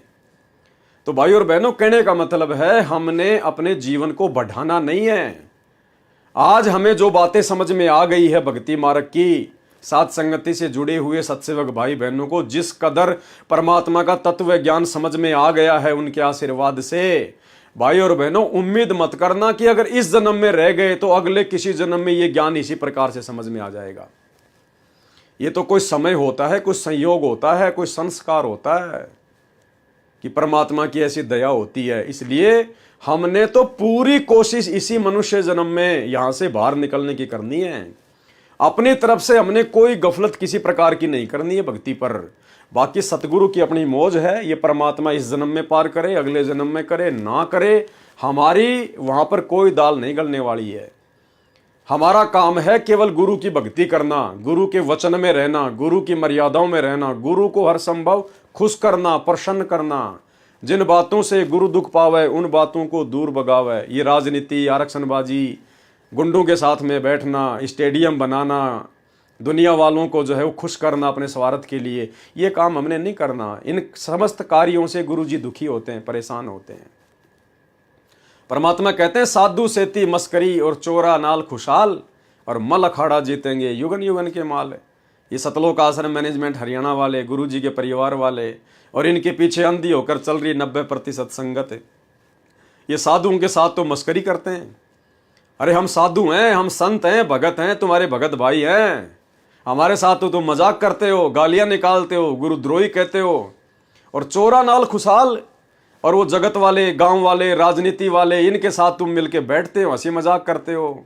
कहते हैं मल अखाड़ा जीतेंगे युगन युगन के माल। ये तो परमात्मा के सत्सेवक बच्चे, साथ संगति से जुड़ी हुई आत्माएं, ये युगन युगन के पहलवान है, ये जीतेंगे, ये भक्ति रूपी अखाड़ा। तो भाई और बहनों, हमने विशेषकर साथ संगति से जुड़े हुए भाई बहनों ने किसी भी प्रकार से यदि कोई गफलत हमारे दिमाग में हो तो निकाल देनी चाहिए कि भाई अगले जन्म में देख लेंगे, फिर परमात्मा दया कर देंगे। सतनाम तो ले लिया, प्रथम नाम तो ले लिया, गुरु जी 84 में तो जाने नहीं देंगे, अपनी शरण में ही लेंगे। भैया शरण में तो ले लेंगे परमात्मा, लेकिन जिसके मन में इस प्रकार के भाव आ गए ना, ये सत्संग सुनकर गुरुदेव भगवान के कि 84 में तो जाएंगे नहीं, अब परमात्मा तो मनुष्य जन्म ही देंगे, तो उसको मनुष्य जन्म नहीं मिलेगा। क्यों? क्योंकि वो जानबूझ के बकवाद कर रहा, क्योंकि अब वो जानबूझ के बकवाद कर रहा है, जानबूझ के गफलत कर रहा है, भक्ति में जानबूझ के डील कर रहा है, वो इस ऑप्शन का नाजायज फायदा उठाने का प्रयास कर रहा है। तो उसको फायदा नहीं मिलेगा, उसको तो 84 में उसके संस्कारवश जाना ही पड़ेगा। इसके अलावा यदि कोई गुरुद्रोही हो जाता है, गुरु जी की निंदा चुगली करता है, गुरु जी का विरोध करता है, जगह जगह जाके गुरु जी की बुराई करता है, वो चाहे सारनामी प्राप्त क्यों ना हो, वो भी 84 लाख योनियों में जाएगा। मजबूरी में, नादानी में, अज्ञानता में, लोकलाज में आकर, डर या भय से यदि कोई नाम लेने के बाद में भक्ति छोड़ देता है और गुरु जी के प्रति यदि वो सही रहता है, तो उस आत्मा को परमात्मा फिर मनुष्य जन्म देता है। लेकिन भाई कष्ट और दुख, परेशानियां तो आपको बता दी हैं, वो तो आपको फिर हर जन्म में भोगनी पड़ेगी। आप कितने चाहे लाख जन्म ले लो मानव के, लेकिन लाख मानव जन्मों में आपको वो नरक कुंड तो भोगना पड़ेगा, वो असहनीय पीड़ा, वो कष्ट आपको भोगना पड़ेगा। फिर जब तक परमात्मा नहीं मिलेगा तब तक आपके साथ वही होगा जो आपके संस्कार में है। एक्सीडेंट है तो एक्सीडेंट भी होगा, आंख फूटनी है तो आंख भी फूटेगी, लड़ाई झगड़े में खोपड़ी फूटनी है तो वो भी फूटेगी। तो क्या फ़ायदा फिर ऐसे मनुष्य जन्म प्राप्त करने का। आज मौका है, सुनहरा अवसर है, गोल्डन चांस है, भक्ति का प्राइम टाइम है। कट मरो, लड़ मरो, कुर्बान हो जाओ आज परमात्मा के चरणों पर। ये जो हिसार जेल से बार बार परमात्मा संदेश दे रहे हैं, लास्ट में क्या कहते हैं परमात्मा, बच्चों कुर्बान हो जाओ, मर जाओ, कट जाओ परमात्मा के चरणों में, चिपक जाओ मालिक के चरणों में। ये मौका बार बार नहीं मिलेगा। तो अब हमने साथ संगति से जुड़े हुए भाई बहनों ने इस अनमोल मौके को चूकना नहीं है। अब हमने हमारे मनुष्य जन्म को आगे बढ़ाना नहीं है, इसी मनुष्य जन्म को लास्ट मनुष्य जन्म बनाकर भक्ति करना है। तू ही तुतकारे थी, जपे था जपा जाप, और बाहर आके भरम गया तो बहुत करत है पाप। माँ के पेट में तो तू ही ये भगवान बचपक्ष बाहर निकाल दो, आपको बोलूंगा नहीं, तू ही, तेरे बिना कोई नहीं हमारा, तू ही तुतकारे थी, वहां जपता जपा जाप, और बाहर आके भरम गया तन बहुत किए अब पाप। तू ही तुतकारे थी, रंकार धुन ध्यान, कद तड़प तड़प का मालिक ने याद करे था अंदर से कसक के साथ। जिन यो साज बनाई या जाकू ले पहचान, जठरग्नि से राखिया ना साई गुण भूले, ओ साहेब दर हाले है क्यों बोवे है सूल। क्या बताते हैं, उस परम पिता की गुणों को भूला मत भाई, जिसने तेरी ऐसी आपत्ति में रक्षा की माँ के पेट में। सबसे भयंकर दुख है माँ के गर्भ में आपको। एक प्राणी का 100 वर्ष जीवन और 100 वर्ष कोड लग जा, उससे भी ज्यादा दुख 9 महीने के अंदर इस गर्भ के अंदर आप काट कर बाहर आते हो, और बाहर आते भूल जाते हो, क्योंकि बिना ज्ञान के बगैर सत्संग के हम ऐसे धोखा खाते रहे। जठरग्नि से राखिया ना साई गुण भूले, उस माँ के पेट में आग बढ़े थी, वहां भी तेरी रक्षा की। जैसे होली को, प्रहलाद को होली से बचाया था, ऐसे ही माँ के पेट में होली है, उसके साथ तेरी रक्षा की परमात्मा ने। ना साई गुण भूल, उस परम पिता के गुणों को भूल मत। और ओ साहेब दर हाल है क्यों बोवत है सूल, क्यों परमात्मा आज भी है, तू ये खोटे कर्म ना करे, चोरी ठगी रिश्वतखोरी बकवाद है, इन छोड़ दे, आज भी इतना वो तेरे अवश्य देगा। सतगुरु अपनी भक्ति देकर जीव को अनमोल कर देता है। भक्ति धन के खजाने की चाबी पूर्ण संत सतगुरु रामपाल जी महाराज जी के पास है। राम नाम भक्ति की पूंजी। कौन सा राम नाम? जो राम नाम सतगुरु रामपाल जी भगवान ने दे दिया, जो प्रथम मंत्र दे दिया, सतनाम दे दिया, ये है वास्तव में राम नाम, राम का नाम, उस कबीर परमात्मा का नाम, उसका मंत्र। राम नाम भक्ति की पूंजी, सतगुरु हाथ रहे नित कुंजी, उसकी चाबी, कुंजी यानी चाबी, उसकी चाबी केवल हमेशा सतगुरु के हाथ में रहती है। इसलिए सतगुरु को ही प्रसन्न रखो। सतगुरु जी से चाहे वह भक्ति अदा कर सकता है, पर यह धन उसे ही मिलता है जो सच्चे भाव से सतगुरु की शरण में आता है और कपट चतुराई छोड़ देता है। भक्ति दान तो उसका है जो अंदर से सच्चा रहता है। परमात्मा कहते हैं, ताते सतगुरु शरणा लीजिए, कपट भाव जिन दूर करीजिए। यानी सतगुरु से नाम उपदेश ले लिया, मात्र इसी से उनकी शरण में आना नहीं होता है। ताते सतगुरु शरणा लीजिए, सतगुरु उस भगत को, उस आत्मा को अपनी शरण में लेता है।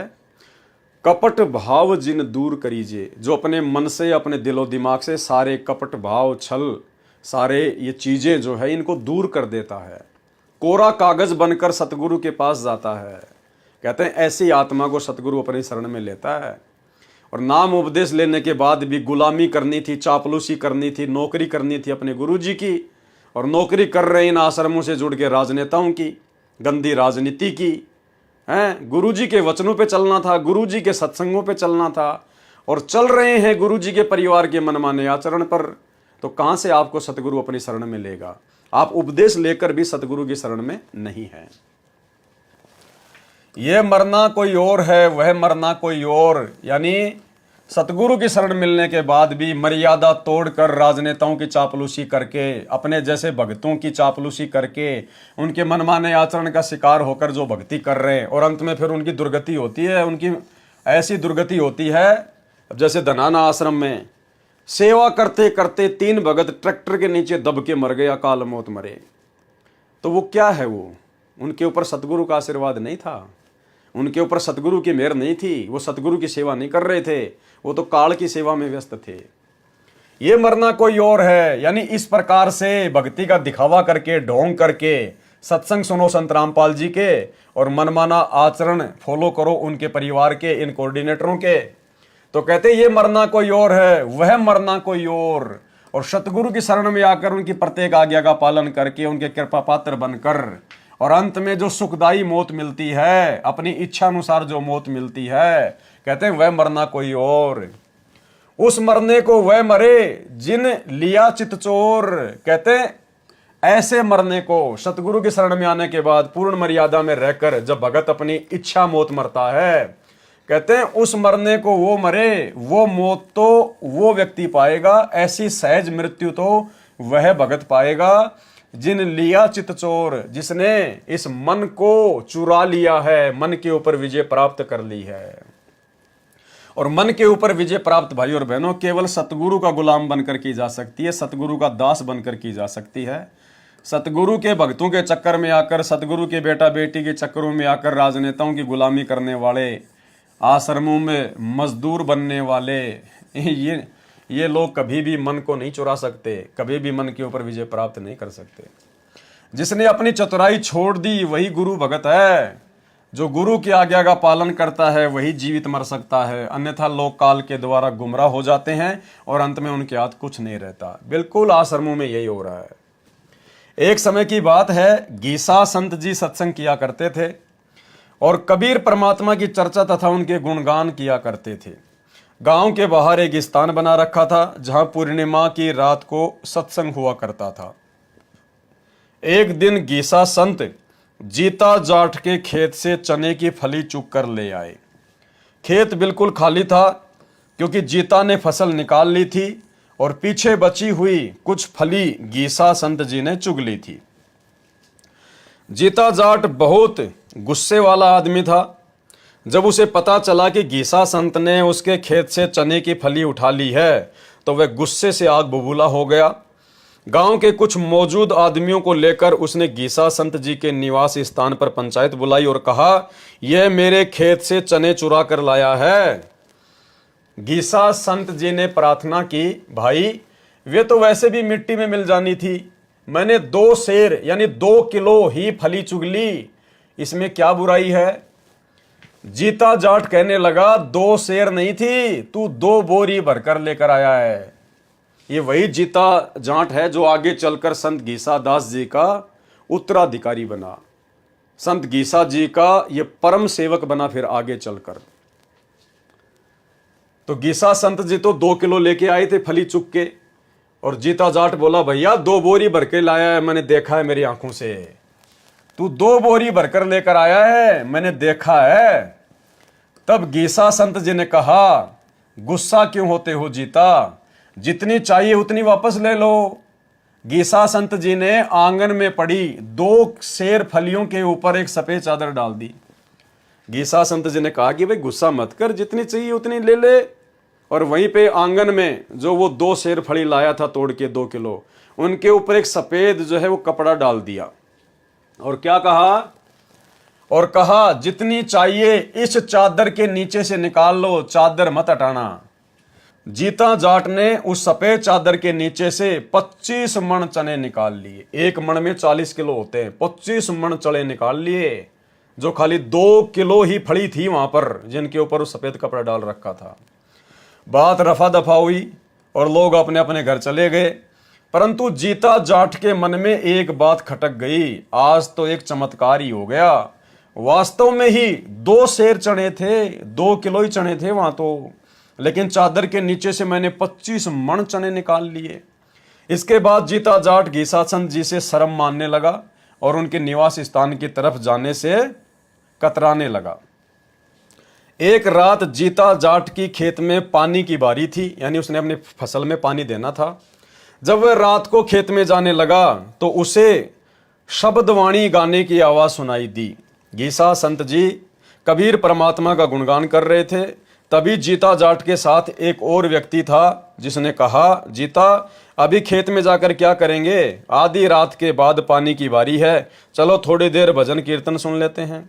जीता जाट जाना तो नहीं चाहता था, परंतु उस व्यक्ति के कहने से वह गीसा संत जी के सत्संग में चला गया और जाकर पीछे ही बैठ गया। सत्संग इतना प्यारा था कि मन को सुकून मिलने लगा और वहीं पर उसे नींद आ गई। जीता जाट वही सो गया, नींद आ गई।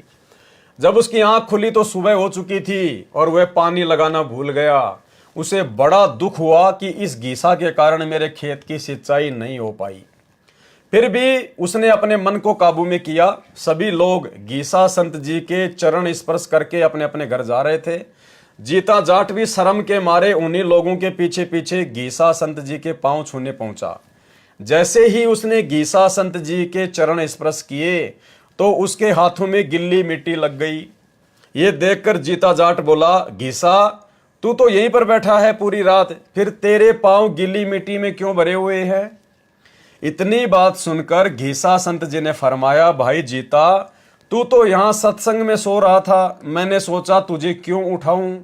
मैंने तेरे खेत में पानी लगाया है, अब तू चिंता मत कर। इस बात पर जीता जाट को विश्वास नहीं हुआ। वह खेत में जाकर देखता है तो पूरा खेत पानी से भरा हुआ था। यह देखकर उसने अपने पड़ोसी से पूछा, मेरे खेत में रात को कौन पानी दे रहा था? पड़ोसी ने कहा, क्या बात करते हो जीता, तू ही तो था जो पूरी रात खेत में पानी दे रहा था। ये बात सुनकर जीता जाट को अपने अभिमान पर शर्मिंदगी महसूस हुई और वह फूट फूट कर रोने लगा। फिर सीधा गीसा संत जी के चरणों में आकर गिर गया और कहने लगा, हे मेरे मालिक मुझे माफ़ कर दे, मैं बहुत अभिमानी व्यक्ति हूँ जो मैंने तुझे अभी तक पहचाना नहीं। मैंने तुम्हें बहुत दुख दिया है, हो सके तो मुझे माफ़ कर देना। भाई और बहनों, ऐसी ऐसी तो ना जाने कितनी घटनाएं परमेश्वर सतगुरु रामपाल जी के भक्तों के साथ में वर्तमान में भी हो चुकी हैं, क्योंकि ये वही परमात्मा है जिसने गीसा संत के रूप में लीला की थी। ये वही परमात्मा है जिसने मलुकदास जी के रूप में, नानक जी के रूप में, दादू जी के रूप में अपनी अनेकों लीलाएं की और लोगों में भक्ति और भगवान के प्रति विश्वास को बढ़ाया। एक सत्संग में परमात्मा ने हमें समझाया कि एक रामो नाम की बहन थी और जिसका बेटा जो है वो कुसंगत में पड़कर चोरी करने लग गया था, शराब पीने लग गया था और विधवा थी वो।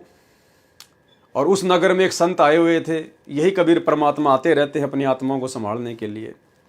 तो नगर वासियों ने हर एक दिन गुरुजी को भोजन करवाने का समय बांट रखा था, बारी बांट रखी थी। तो एक बहन का नंबर था। उस दिन उस बहन की भैंस ने दूध नहीं दिया। अब उसने सोचा कि आज गुरुजी के लिए भोजन कैसे बनाऊं, खीर कैसे बनाऊं। तो वो बहन, वो सत्संगी बहन उस रामो के पास आई और कहा कि बहन ऐसी ऐसी बात है, आज हमारी भैंस ने दूध दिया नहीं और गुरुजी को भोजन करवाना है और मुझे दूध चाहिए। तो उस रामो बहन ने दूध निकाल कर खूंटी के बाल्टी टांग रखी थी पूरी भर के। उसने वो बाल्टी उठा के ऐसे कि ऐसे उसके पात्र में डाल दी। अपने लिए भी दूध नहीं रखा। उस बहन ने कहा कि बहन थोड़ा बहुत तो रख ले अपने बच्चों के लिए। बोला नहीं नहीं बहन, कभी कभी मौका मिलता है साधु संतों की सेवा का, तू ले जा। अब वो बहन दूध लेके आ गई और वो सोच रही है कि देखो कितनी अच्छी आत्मा है ये, इसने अपने लिए भी दूध नहीं रखा, जबकि ये तो सत्संग भी नहीं सुनती, इसको तो ज्ञान भी नहीं है। अगर मेरे से कोई दूध मांगने आता तो मैं भी पूरा का पूरा दूध नहीं देती। भाई इसके तो बहुत ही अच्छे संस्कार हैं, बहुत ही अच्छे भाग हैं। उसके बाद वो बहन धीरे धीरे धीरे धीरे उस बहन से ज्ञान चर्चा करने लगी, उस बहन को समझाने लगी और अंत में वो उस बहन को सत्संग में ले जाने लगी। वो बहन प्रार्थना करती थी कि गुरुजी मेरा बेटा है, वो शराब पीता है, कुसंगत में पड़ा हुआ है, आप उस पर भी दया करो मालिक, उसको भी सद्बुद्धि दो। तो संत रूप में परमात्मा कहते थे भाई ठीक है भाई मालिक, दया करेंगे, कभी न कभी दया करेंगे। तो ऐसे फिर गुरुजी फिर कभी आए आश्रम में, तो सब ने अपनी बारी बारी गुरुजी को भोजन कराना था। अब उस बहन का नंबर नहीं आया जिसने उपदेश ले लिया था रामो ने। तो उसने उसी बहन से प्रार्थना की जिसको उसने दूध दिया था। तो उस बहन ने सोचा कि ले भाई कोई बात नहीं, सुबह का भोजन मैं करा देती हूँ, शाम का भोजन इस बहन को दे देती हूँ। तो कहा कि बहन ऐसा करो, सुबह का मैं करवा दूंगी, शाम का तुम करवा देना। तो बड़ी खुश हुई कि परमात्मा ने दया कर दी। उधर से जो उसका बेटा था वो इतना नालायक हो गया था, वो बड़ी बड़ी चोरियां करने लग गया था अपने दोस्तों के साथ में। और उसी रात्रि उसने अपने दोस्तों के साथ रात के 12 बजे राजा के महल में रानियों के हार चुराने के लिए जाना था। और उन सब की आपस में एक राय हो गई थी कि रात के 12 बजे उस मंदिर में वहां सबको इकट्ठा होना है, फिर वहां से हम चोरी करने जाएंगे। अब परमात्मा की दया हुई, उस बहन को तेज बुखार हो गया, तबीयत खराब हो गई। भोजन तो उसने बना दिया जैसे तैसे करके, लेकिन आश्रम तक जाने की उसकी हिम्मत नहीं। अब उसने अपने बेटे से कहा कि बेटा देख, मेरी हालत खराब हो गई है, बुखार चढ़ गया अचानक से, और आज गुरुजी को भोजन करवाने का नंबर मेरा है, और आज अगर साधु संतों के पास आश्रम में भोजन नहीं पहुंचा तो बेटा मैं तो पाप की भागी बन जाऊंगी, गुरुजी भूखे रहेंगे, तो तू ये भोजन आश्रम तक दे के आ जा। अब बेटे को तो चोरी करने जाना था। उसने कहा कि माँ तू कहाँ चक्करों में फंस गई बाबाओं के, तू वहां जाती है, लोग पता नहीं तेरे बारे में क्या क्या बोलते। उल्टा माँ को शिक्षा देने लग गया। अब माँ ने कहा कि बेटा दया मेरी तबीयत खराब है, बेचारी रोने लग गई। अब माँ के आंसू उससे देखे नहीं गए। उसने देखा रही है 2 किलोमीटर पे आश्रम है और अभी तो टाइम पड़ा है, 4 घंटे पड़े हैं, रात के 12 बजे जाना है वहाँ। तो लाला बोले माँ फटाफट ला। तो माँ ने पैक कर दिया, वो लेके फटाफट और आश्रम में पहुँच गया। आश्रम में जाके बोला महाराज बोले खा लो खाना वाना, फटाफट दे दो, बोले बर्तन मेरे को जाना है। आश्रम वालों ने देखा भाई आज उस बहन का लड़का आ गया, हो सकता है इसको ज्ञान समझ में आ गया हो, महाराज जी की दया हो गई हो। तो उसने कहा कि भाई महाराज जी कहाँ हैं? बोले महाराज जी तो अभी घूमने गए, आ रहे हैं अभी थोड़ी देर में। महाराज जी आ गए। अब महाराज ने सोचा लड़का आया है, 2-4 बातें इसको बता दूं, क्या पता भक्ति पे लग जाए, इसका भला हो जाए, आत्म कल्याण हो जाए। तो महाराज जी उसको समझाने लगे, प्रवचन देने लगे। तो वो लड़का कहने लगा महाराज जी ज़्यादा शिक्षा देने की जरूरत नहीं है, फटाफट खाना खाओ और बर्तन मेरे को दो, यहाँ से जाना मेरे को। तो महाराज ने सोचा रहे तो वास्तव में जैसा बहन कहती है वैसा ही निकम्मा लड़का है। अब महाराज जो साधु संत होते हैं वो ज़्यादा किसी के मुंह नहीं लगते हैं। उन्होंने खाना खाया और बर्तन दे दिए। एक सेवक बर्तन धोने लगा। उसने कहा कि नहीं नहीं मैं अपने घर पे धो लूँगा, उसको तो चोरी करने जाना था, जल्दी से काम निपटाना था। बोला दे दो जूठे बर्तन, मैं घर पे धो लूँगा। वो तो लेके बर्तन और वहीं से डांग ठोक दी दौड़ के। रास्ते में उसके पैर में कांटा चुभ गया और कांटा भी अंदर तक चला गया। परमात्मा की दया थी, खेल थे सतगुरु के। वो इतना लंगड़ा कर चलने लगा कि कई देर में घर पे पहुंचा और जाते ही माँ को भला बुरा कहने लगा कि मैं तेरे को पहले ना कहता था, ये काहीं के संत हैं, काहीं के बाबा हैं, मैं तो तेरे साधु संतों को भोजन कराने गया और मेरे पैर में कांटा चुभ गया और बस इतनी शक्ति है क्या तेरे बाबाओं में, और फलाना दिखना। अब माँ ने देखा रहे ये नालायक भाई बड़ी मुश्किल से तो आश्रम में गया था और आज ही इसको कांटा लगना था। उसने गुरुजी में कोई दोष नहीं देखा उस माँ ने। उसने अपने भाग्य को जो है उसने कोसा कि मैं ही निर्भागी हूँ। चलो जैसे भी था, अब रात को वो जो थे भाई लोग राजा के महल में चोरी करने की सोच रहे थे। उन्होंने देखा रे 12 बज गए, अभी तक तो वो आया नहीं और लगता है वो अब आएगा भी नहीं, तो चलो अपन चलते हैं चोरियां करने। तो वो राजा के महल में प्रवेश कर गए। अब सैनिकों ने उनको पकड़ लिया, पकड़ के सुबह राजा के सामने पेश कर दिया और कहा कि महाराज जी इतने खूंखार चोर हैं, ये राजा के महल में चोरी करने से नहीं डरते तो आम जनता को क्या समझेंगे, इनको तो सख्त से सख्त सजा देनी चाहिए। तो उस समय सख्त से सख्त सजा थी सूली तोड़ना, सूली की सजा। यानी एक 5-6 फुट का एक भाले नुमा एक वो होता था लोहे का सरिया ऊपर से पहना भाले की तरह, और उसके ऊपर एक वो चकड़ा जो है बांध दिया जाता था और चकले के बीच में छेद करके वो जो सरिया होता था वो यूं रखा जाता था और उस चकले के ऊपर व्यक्ति को बैठा दिया जाता था और वो भाले का जो नुकीला सिरा होता था वो उसकी गुदा द्वार से निकलकर धीरे धीरे धीरे धीरे धीरे धीरे उसकी खोपड़ी से निकलता था यूं। इतनी भयंकर सजा दी जाती, तड़प तड़प के मरता था वो। तो उनको सूली की सजा का अनाउंसमेंट कर दिया और सुबह सूली तोड़ने से पहले पूरी की पूरी जो है वो पब्लिक में उनको गधों पे बैठा के या जैसे भी मुंह काला करके और ढोलक बजाते हुए पूरी नगरी में उनको घुमाया गया ताकि और लोगों को भी शिक्षा मिले कि चोरी नहीं करनी चाहिए। अब जैसे ही उस माँ और बेटे के घर के पास से वो ढोल बजते आ रहे थे तो वो भी देखने के लिए बाहर खड़े हो गए भी क्या आ रहा है क्या नहीं आ रहा। अब वो लड़का पहचान गया अपने साथियों को, ओहो ये तो वही है भाई, अगर रात को मैं भी चोरी करने जाता तो मेरे साथ भी यही होना था। उसके बाद वो लड़का फूट फूट के रोने लग गया अपनी माँ के प्यार में कि ये माँ तेरा तो कोई सहारा ही नहीं था, तेरा तो मैं ही सहारा था, और माँ आज तेरा बेटा जिंदा नहीं रहता। माँ ने कहा क्यों भाई, मेरा बेटा क्या चोर है कोई, मेरा बेटा क्या चोरी करता है? उसने कहा हाँ माँ, तेरा बेटा चोरी भी करने लग गया था, और माँ बुलाओ तेरे गुरुजी का, जो मैं आश्रम में चला गया मेरे पैर में कांटा लग गया और मैं रात को 12 बजे इन लोगों के साथ में राजा के महल में चोरी करने नहीं पहुंच पाया, नहीं तो माँ आज तेरा बेटा भी पकड़ा जाता और आज तेरे बेटे को भी सूली तोड़ी जाती और तू कैसे जीती। दोनों आपस में एक दूसरे के बांध भर के रोने लग गए। उसके बाद उस बेटे ने कहा कि माँ मुझे अपने गुरुजी के पास ले चलो और मुझे उनसे दीक्षा दिलाओ, भक्ति करूँगा। उसके बाद बेटा भी भक्ति पे लग गया। और वो जो माई थी रामो, गुरुदेव ने बताया कि वो माई फिर भक्ति में इतनी रम गई, बेटा उसका बड़ा हो गया, शादी विवाह कर दिया और माई फिर आश्रम में रहने लग गई, वहीं पे साधु संतों की सेवा करने लग गई, अपना भजन करने लग गई। अब उस माई को सेवा दी हुई थी साधु संतों की, भक्तों की, जो कपड़े वगैरह थे वो धोने की। पास में कोई तालाब, कोई नहर, कोई दरिया थी जहाँ पर आश्रम था। तो माई क्या करती थी कि सत्संग में आने वाले 10, 15, 20 भक्तों के कपड़े ले जाती और उनको धोती, उनको साफ करती।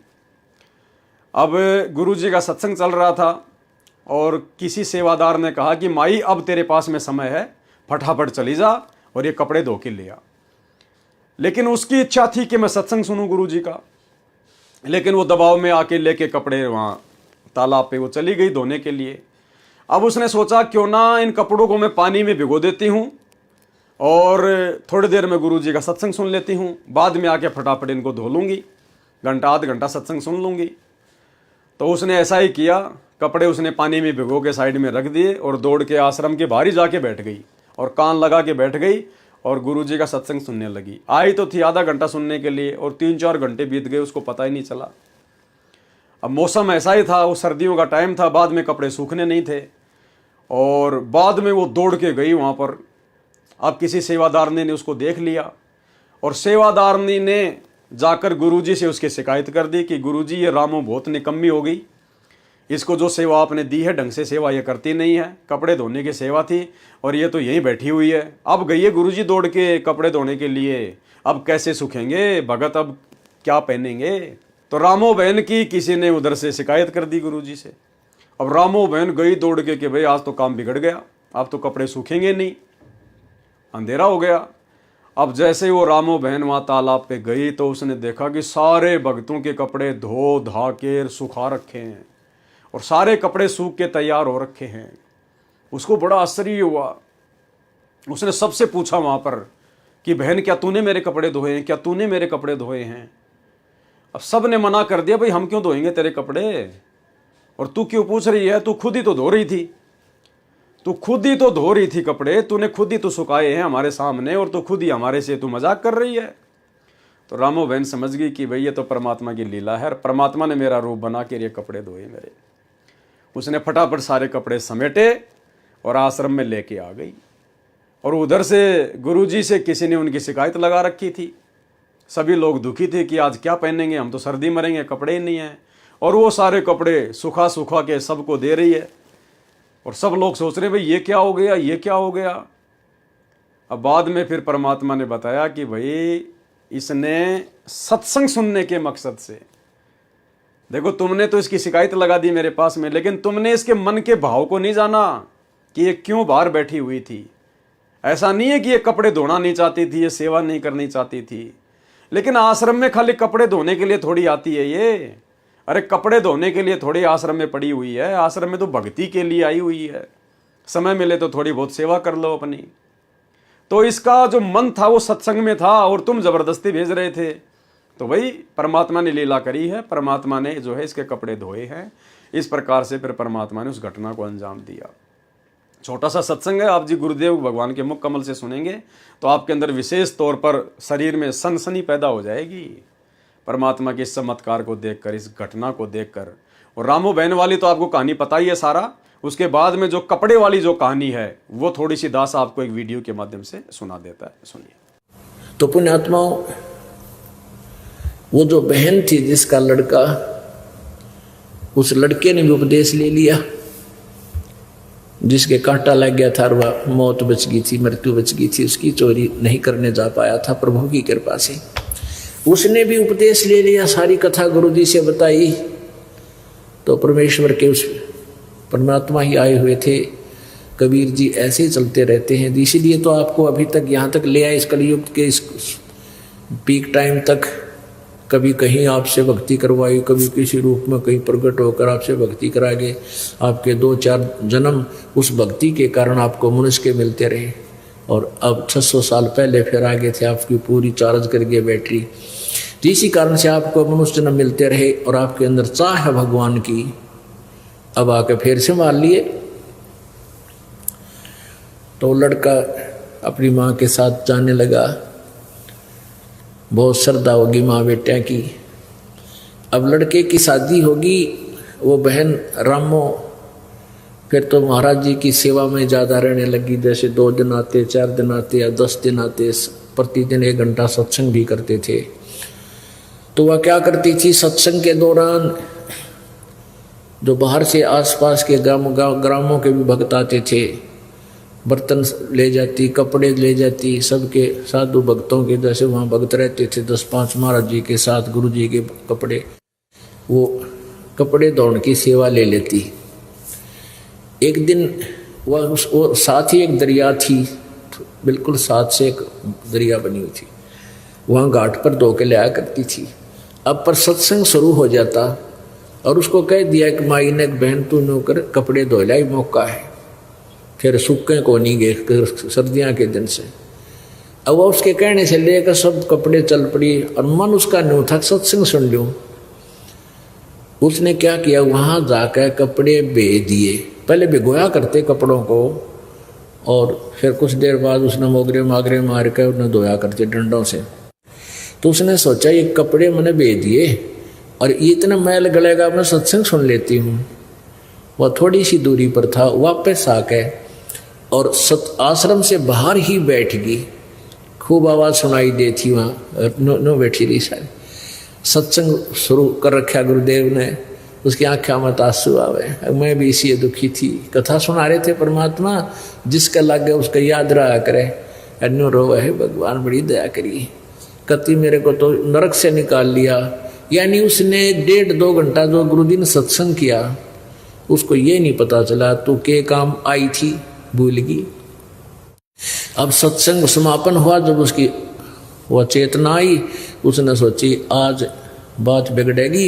ये कपड़े सूखे को नहीं, सर्दियाँ के दिन हैं, गुरुजी नाराज होंगे, भगत के पहरेंगे और फिर मुझे यह सेवा मिले नहीं की। वह भागी गई। जाकर देखा कि वहाँ कपड़े धोकर सुखा रखे हैं, काफ़ी कपड़े थे। उसने वहाँ जो और कपड़े धो रही थी गांव की, नगर की आके बहन बेटियां उसी घाट पर जो नाम नहीं ले रखा था, उनसे पूछा कि मेरे कपड़े किसने धो दिए। वो बहन बोली कि आप ही तो धो रही थी अभी। नहीं मजाक मत करो। उसने सोची तेरी सेवा छीन ली, इन न धो के सुखा दिए कोई सी। अब जो नाम ना ले रही उनके पास कहाँ टाइम है, इतनी अकल उनमें कहाँ से आ सकती है कि इतना लाभ उठा लें। उन्हें तो अपने कपड़े धोने मुश्किल हो जाए, फिर भैंसा की सानी बेड़ी है, फलान करना है, उनकी 100 मन में चिंता रहती है। उनसे फिर पूछ रही है, सच्ची बता बहन, एक को पकड़ के आए सच्ची बता दे। कहने लगी तू मूर्ख हो रही है, क्यों मजाक बना रही है, अभी आप तो खुद धो रही थी, अब सुखा आ रही थी। अब वह जानेगी हो ये तो परमात्मा की लीला थी। अब परमात्मा ने आके उस बहन का रूप बना के और सारे कपड़े धो के सुखा दिए, और वो सूखे कपड़े की गठड़ी बांधे आवे। एक और देखे थी बहन, उसने शिकायत कर रखी अंदर आश्रम में गुरुजी को, गुरुजी आराम है ना, या तो जमाने कमी हो ली, इसने सुख घना हो गया। मैं सेवा दी थी कपड़े धोने की, यहाँ बैठी बाहर सत्संग सुन रही थी, अब गई है दौड़ी, कब ये सूखेंगे, कब आप पैरोगे, ऐसे वह कह रही। इतने में गठड़ी बांध के सारे कपड़े ले आई और ला के जिनको पता नहीं था वो कहने लगी इतना शर्म नहीं आई, वो टोंट कस रही है अंदर बढ़ते ही, ये कब सूखेंगे, तू इब गई है। फिर उसने सारी कथा बताई कि महाराज जी के सामने रो पड़ी पड़ के एक परमात्मा, आप इस दासी का रूप बना के कपड़े धो के सुखाया, ये महाराज मैं तो यहाँ बैठी बैठी सत्संग सुनो थी।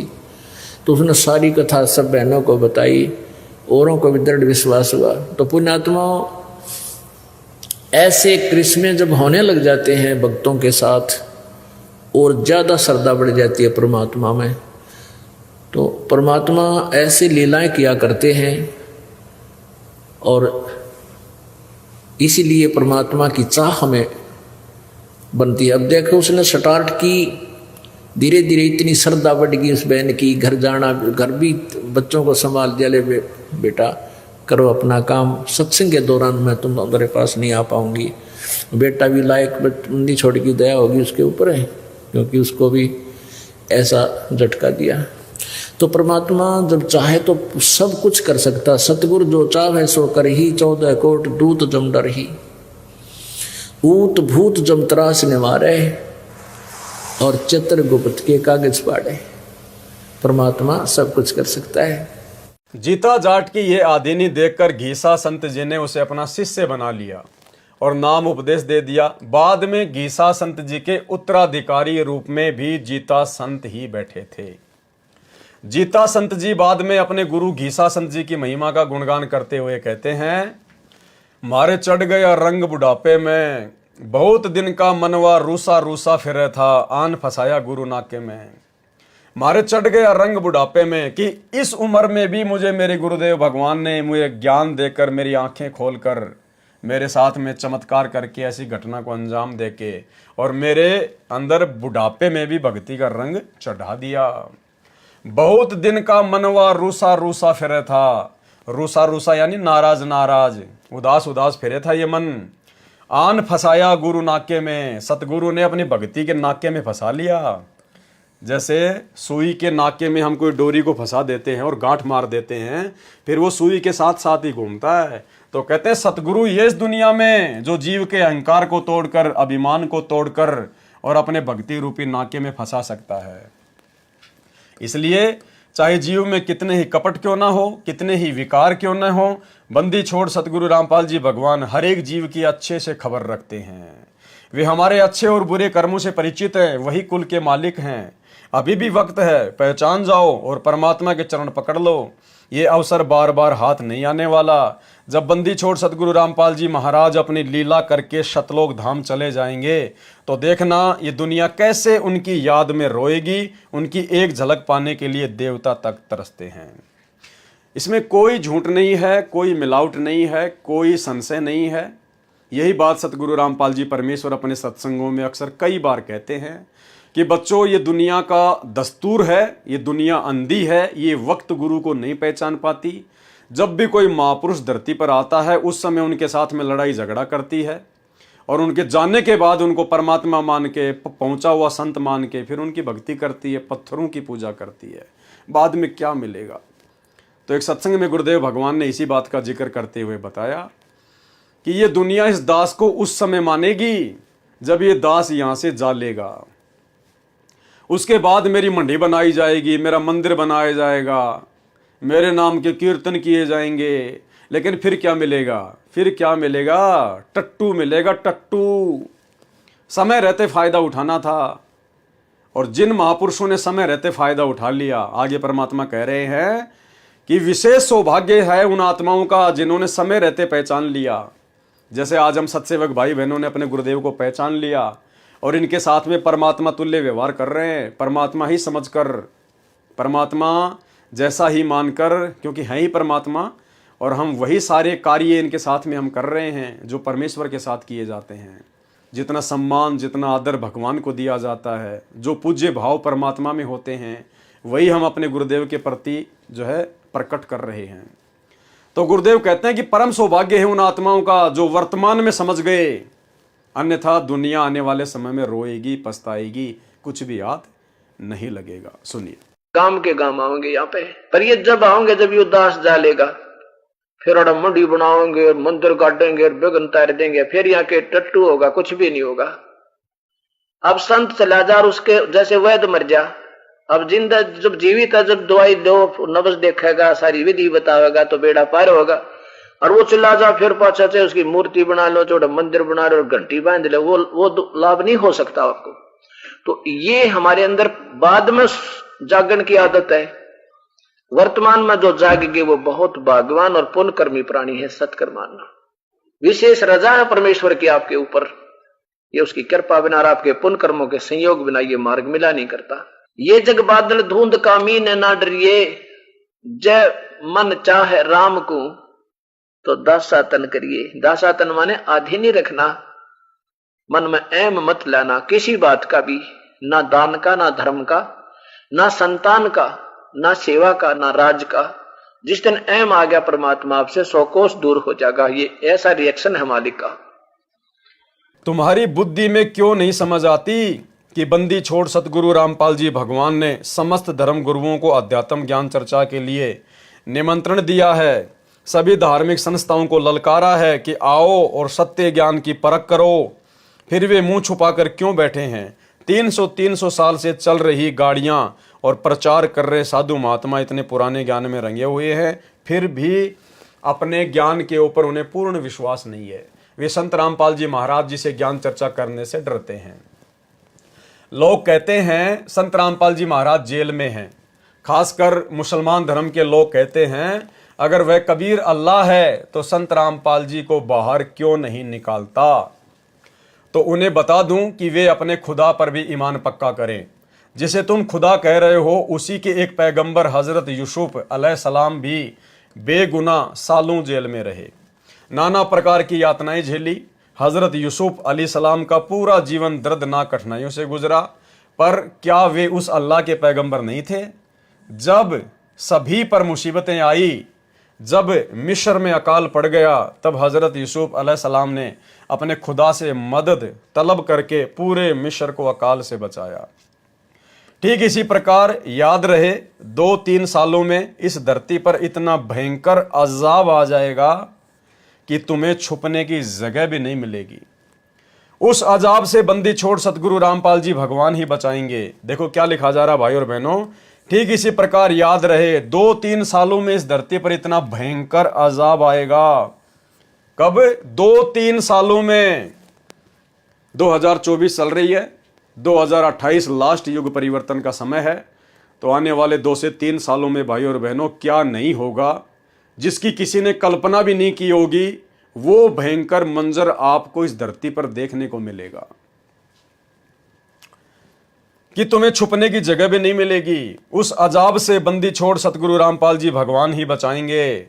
आने वाला समय बहुत भयानक है, इससे डरो। इस काल समय से जो सबको अपने दांतों तले दबा लेगा। संत रामपाल जी महाराज के अलावा तुम्हारा कोई सहारा नहीं होगा। ना कोई डॉक्टर, ना कोई मंत्री, ना कोई अफसर, कोई भी तुम्हारी मदद करने नहीं आएगा। बंदी छोड़ सतगुरु रामपाल जी महाराज जी उस बुरे वक्त में अपनी प्यारी आत्माओं की रक्षा करेंगे। अब सतगुरु रामपाल जी भगवान भी अपनी किन प्यारी आत्माओं की रक्षा करेंगे? सबकी रक्षा नहीं करेंगे।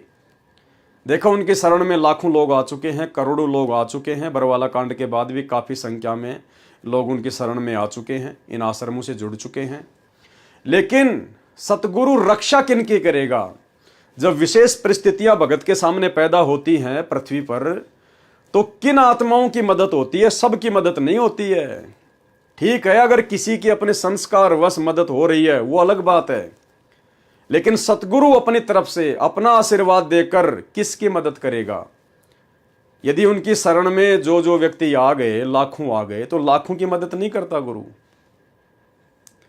सतगुरु केवल उन्हीं आत्माओं की मदद करता है जो विशेष आत्मा होती हैं। विशेष और विशेष आत्मा कौन होती हैं? जो सतगुरु की मर्यादा में रहती हैं, जो उपदेश लेने के बाद भी सतगुरु की मर्यादा नहीं तोड़ती है, सतगुरु के वचन में चलती हैं, सतगुरु के आज्ञाकारी रहते हैं। केवल उन ऐसी विशेष आत्माओं की सतगुरु विशेष परिस्थितियों में रक्षा करता है। गुरुदेव भगवान ने खुद एक सत्संग में इस बात का जिक्र किया कि जैसे महाभारत का युद्ध हो रहा था, सभी लोग मरे, लेकिन परमात्मा ने पांडवों की रक्षा करी, क्योंकि पांडव कभी सतगुरु रामपाल जी परमेश्वर जी की शरण में थे, उनके संस्कार थे, इसलिए परमात्मा ने उनकी रक्षा की। ठीक इसी प्रकार गुरुदेव भगवान ने उदाहरण देकर बताया कि जैसे एक बाप के 4 संतान हैं। अब हैं तो बाप को चारों ही प्रिय, लेकिन उनमें से एक बच्चा तो बाप की आज्ञा में चलता है और 3 बच्चे बाप की आज्ञा में नहीं चलते। तो जब विशेष परिस्थितियां पैदा होंगी, कोई विशेष समस्या आएगी, तो वो बाप अपने उसी बच्चे की सहायता करेगा जो बच्चा उसकी आज्ञा में चल रहा है। भले वो 3 भी उसी के बच्चे हैं, लेकिन बाप उनकी तरफ ध्यान नहीं देगा। तो ठीक इसी प्रकार सतगुरु की शरण में आने के बाद भी सतगुरु विशेष परिस्थितियों में केवल उन्हीं आत्माओं की, उन्हीं भक्तों की रक्षा करता है जो उनके वचन में चलते हैं, जो उनके आदेश में चलते हैं, जो गुरु को भगवान मान के डर के भक्ति करते हैं। या आश्रमों से जुड़कर राजनीति करने वाले, अपना समय आश्रम बनाने में, स्टेडियम बनाने में, हॉस्पिटल बनाने में बर्बाद करने वाले, गुंडों की सीबीआई जांच का समर्थन करने वाले, आरक्षणों में बैठने वाले, अपने दान का दुरुपयोग कुपात्रों को देकर फिर कभी जाट आरक्षण में देना, कभी गुंडों की सीबीआई जांच में देना, आर्थिक सहयोग करना, ऐसी निकम्मी आत्माओं की, ऐसी मर्यादा तोड़कर भक्ति करने वाले नासमझ आत्माओं की परमात्मा विशेष परिस्थितियों में सहायता नहीं करता। सुनिए स्वयं सतगुरु रामपाल जी परमेश्वर जी के मुख कमल से। महाभारत कितना भयंकर युद्ध हुआ, उसमें पांडवों की रक्षा बनी और सब दुनिया मर गई। ऐसे ही परमात्मा ऐसी आपत्तियों में कबीर परमेश्वर के बच्चों को, कबीर परमेश्वर की जो विशेष आत्माओं को, विशेष कौन सी होती हैं, जैसे वैसे तो हम कबीर जी के सभी बच्चे हैं, सभी उसकी आत्मा है। कीड़ी, हाथी, कुंदर, राजा, रंग, महादेव, ब्रह्मा, विष्णु, महेश और हम। विशेष आत्मा वो हैं जो उनकी आज्ञा का पालन करके उनके अनुसार चल रहे हैं। जैसे एक पिता की 5-6 बेटे हैं और 2 पुत्र उसकी आज्ञा का पालन ना करके बकवाद करते हैं, कि तो चोरी करते हैं, कि तो लठ बजाते हैं, कोई झगड़ा करते हैं, तो वो विशेष आत्मा उसके बच्चे नहीं हैं। आत्मा में दुख तो होता है, लेकिन वो उसकी आज्ञा से बाहर जा करके हैं, तो उन पर विशेष ध्यान ना दे करके पिता उनकी तरफ विशेष ध्यान देता है जो उसकी मर्यादा में चल रही है। और जो दूसरे हैं मर्यादाहीन रहते हैं, उनसे तो पैसे भी छुपा कर रखा करे, कभी रास्ते ये निकाल ना ले जाए। तो ऐसे ही जो परमेश्वर की प्यारी आत्माएं कभी किसी उसके चरणों में रही हैं, उस अक्षेत्र में परमात्मा ने अकाल नहीं गिरने दिया। उस समय को याद करके बुराइयों को त्यागो, कि भाई जब वो 2028 युग परिवर्तन का समय जो स्वयं सतगुरु रामपाल जी परमेश्वर जी ने ज्ञान गंगा पुस्तक में नास्त्रदमस की भविष्यवाणी में लिख कर छोड़ा हुआ है, उस समय को याद करो कि 2028 से पहले पहले क्या बनेगी, कैसा भयंकर मंजर होगा। यदि सुबह तुम्हें यह पता चल जाए कि आज शाम को तुम्हारी मृत्यु हो जानी है, तो क्या तुम अपना वैसा ही व्यवहार रखोगे जैसा पहले किया करते थे? तुम्हारा सारा व्यवहार बदल जाएगा, सारी क्रियाएं बदल जाएंगी, लड़ाई झगड़ा खत्म हो जाएगा, फिर किसी से ईर्ष्या नहीं रहेगी, फिर तुम्हें ना कोई आकर्षित करेगा और ना ही तुम किसी के आकर्षण का कारण बनना चाहोगे। कबीर साहिब जी ने कहा है, मौत भूल गया बावड़े, अचरज किया कौन, ये तन माटी में मिल जाएगा जो आटे में लौन। मरना है मर जाएंगे, कोई न लेगा नाम, उजड़ खेड़ा जा बसेंगे, छोड़ के बसता गांव। कई नाम कमाने में लगे रहते हैं कि दुनिया मुझे याद रखेगी। अरे दुनिया अपनी जरूरत को याद रखती है, तुम्हें कौन याद रखता है? दुनिया स्वार्थी है, स्वार्थ को याद करती है। और मान लो तुम्हारा नाम दुनिया में रह भी गया, तो इससे तुम्हें क्या मिल जाएगा? तुम तो वह प्रशंसा सुनने आओगे नहीं। मौत के बाद तुम्हें क्या पता कि तुम्हारी प्रशंसा की गई या तुम्हें जलील किया गया। तुम्हें कोई फर्क पड़ने वाला नहीं है। जीव की असली इज्जत और असली प्रशंसा तो भक्ति में है। कपट चतुराई मान बढ़ाई छोड़कर बंदी छोड़ सतगुरु रामपाल जी भगवान की शरण ग्रहण करो। इसी में तुम्हारी भलाई है और इसी में तुम्हारे कल का उद्धार भी होगा। भला इस मिट्टी की क्या इज्जत है, क्या शानो शौकत है? ये तो इकट्ठी होती है और बिखर जाती है, जिसे शरीर का नाम दिया गया है। और पूरे जीवन में भी कितनी बार इस शरीर के अंदर रोग लग जाते हैं, ठीक होते हैं, कितनी पीड़ा होती है, दुख तकलीफ, इस मिट्टी को ढोए चले जा रहे हो, नाना प्रकार के रोग लग जाते हैं। हम डॉक्टर के पास जाते हैं, वह हमारे शरीर का इलाज करता है, परंतु क्या कभी सोचा है कि 5 रोग तो हमेशा लगे हुए हैं? काम, क्रोध, लोभ, मोह, अहंकार। दुनिया का कोई भी डॉक्टर इन रोगों का इलाज नहीं कर सकता। इन रोगों का इलाज वही कर सकता है जो कुल का मालिक है। बंदी छोड़ सतगुरु रामपाल जी भगवान वह सर्जन, वह डॉक्टर है जो आपके अंदर से ये 5 विकार निकाल कर फेंक देंगे और तुम्हें हमेशा के लिए सुखी कर देंगे। ये 5 विकार ही दुनिया में नाचते फिरते हैं। इन विकारों के कारण ही दुनिया में हम फंसे पड़े हैं। इन विकारों के कारण ही हमें दुनिया में दुख और सुख का अनुभव होता है, परंतु सच्चे सुख की भनक भी नहीं है। वह सच्चा सुख और सच्चा परमानंद बंदी छोड़ सतगुरु रामपाल जी भगवान की भक्ति करने में है तथा उनके ऊपर समर्पण हो जाने में है। परंतु जब संत रामपाल जी महाराज जी के शरण में जाने की बात आती है तो चतुराई मन में घर कर जाती है। परंतु यह भी याद रखो कि हमें झूठे पाखंडी गुरुओं ने नाना प्रकार की पूजा याचनाएं करवाई, तीर्थ व्रत पर लगाए रखा। उनसे हमें क्या लाभ मिला? अंधे की बात ही लगी रही। कोल्हू के बैल की तरह उन पाखंडियों की हमने सेवा की, तब मन में कोई शंका उत्पन्न नहीं हुई।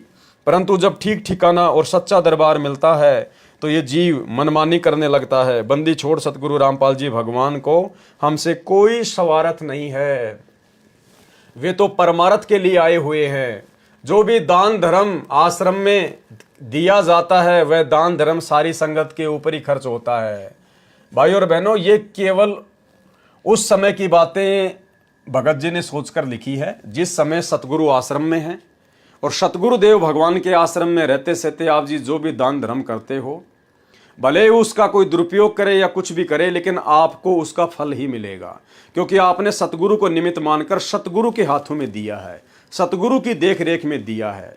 ना कि वर्तमान समय में जो धर्म को धंधा बनाकर आश्रम खोले गए हैं और गुरुदेव का परिवार भक्तों के दान का आपकी आंखों के सामने कभी राजनीति में, कभी स्टेडियम बनाने में, कभी हॉस्पिटल बनाने में, फालतू में आश्रम बनाने में, गांव वालों के लिए रोडें ठीक करने में, गांव वालों के लिए एम्बुलेंस और बसें चलाने में, जाट आरक्षण में चंदे के रूप में देना, गुंडों की सीबीआई जांच में चंदों के रूप में देना।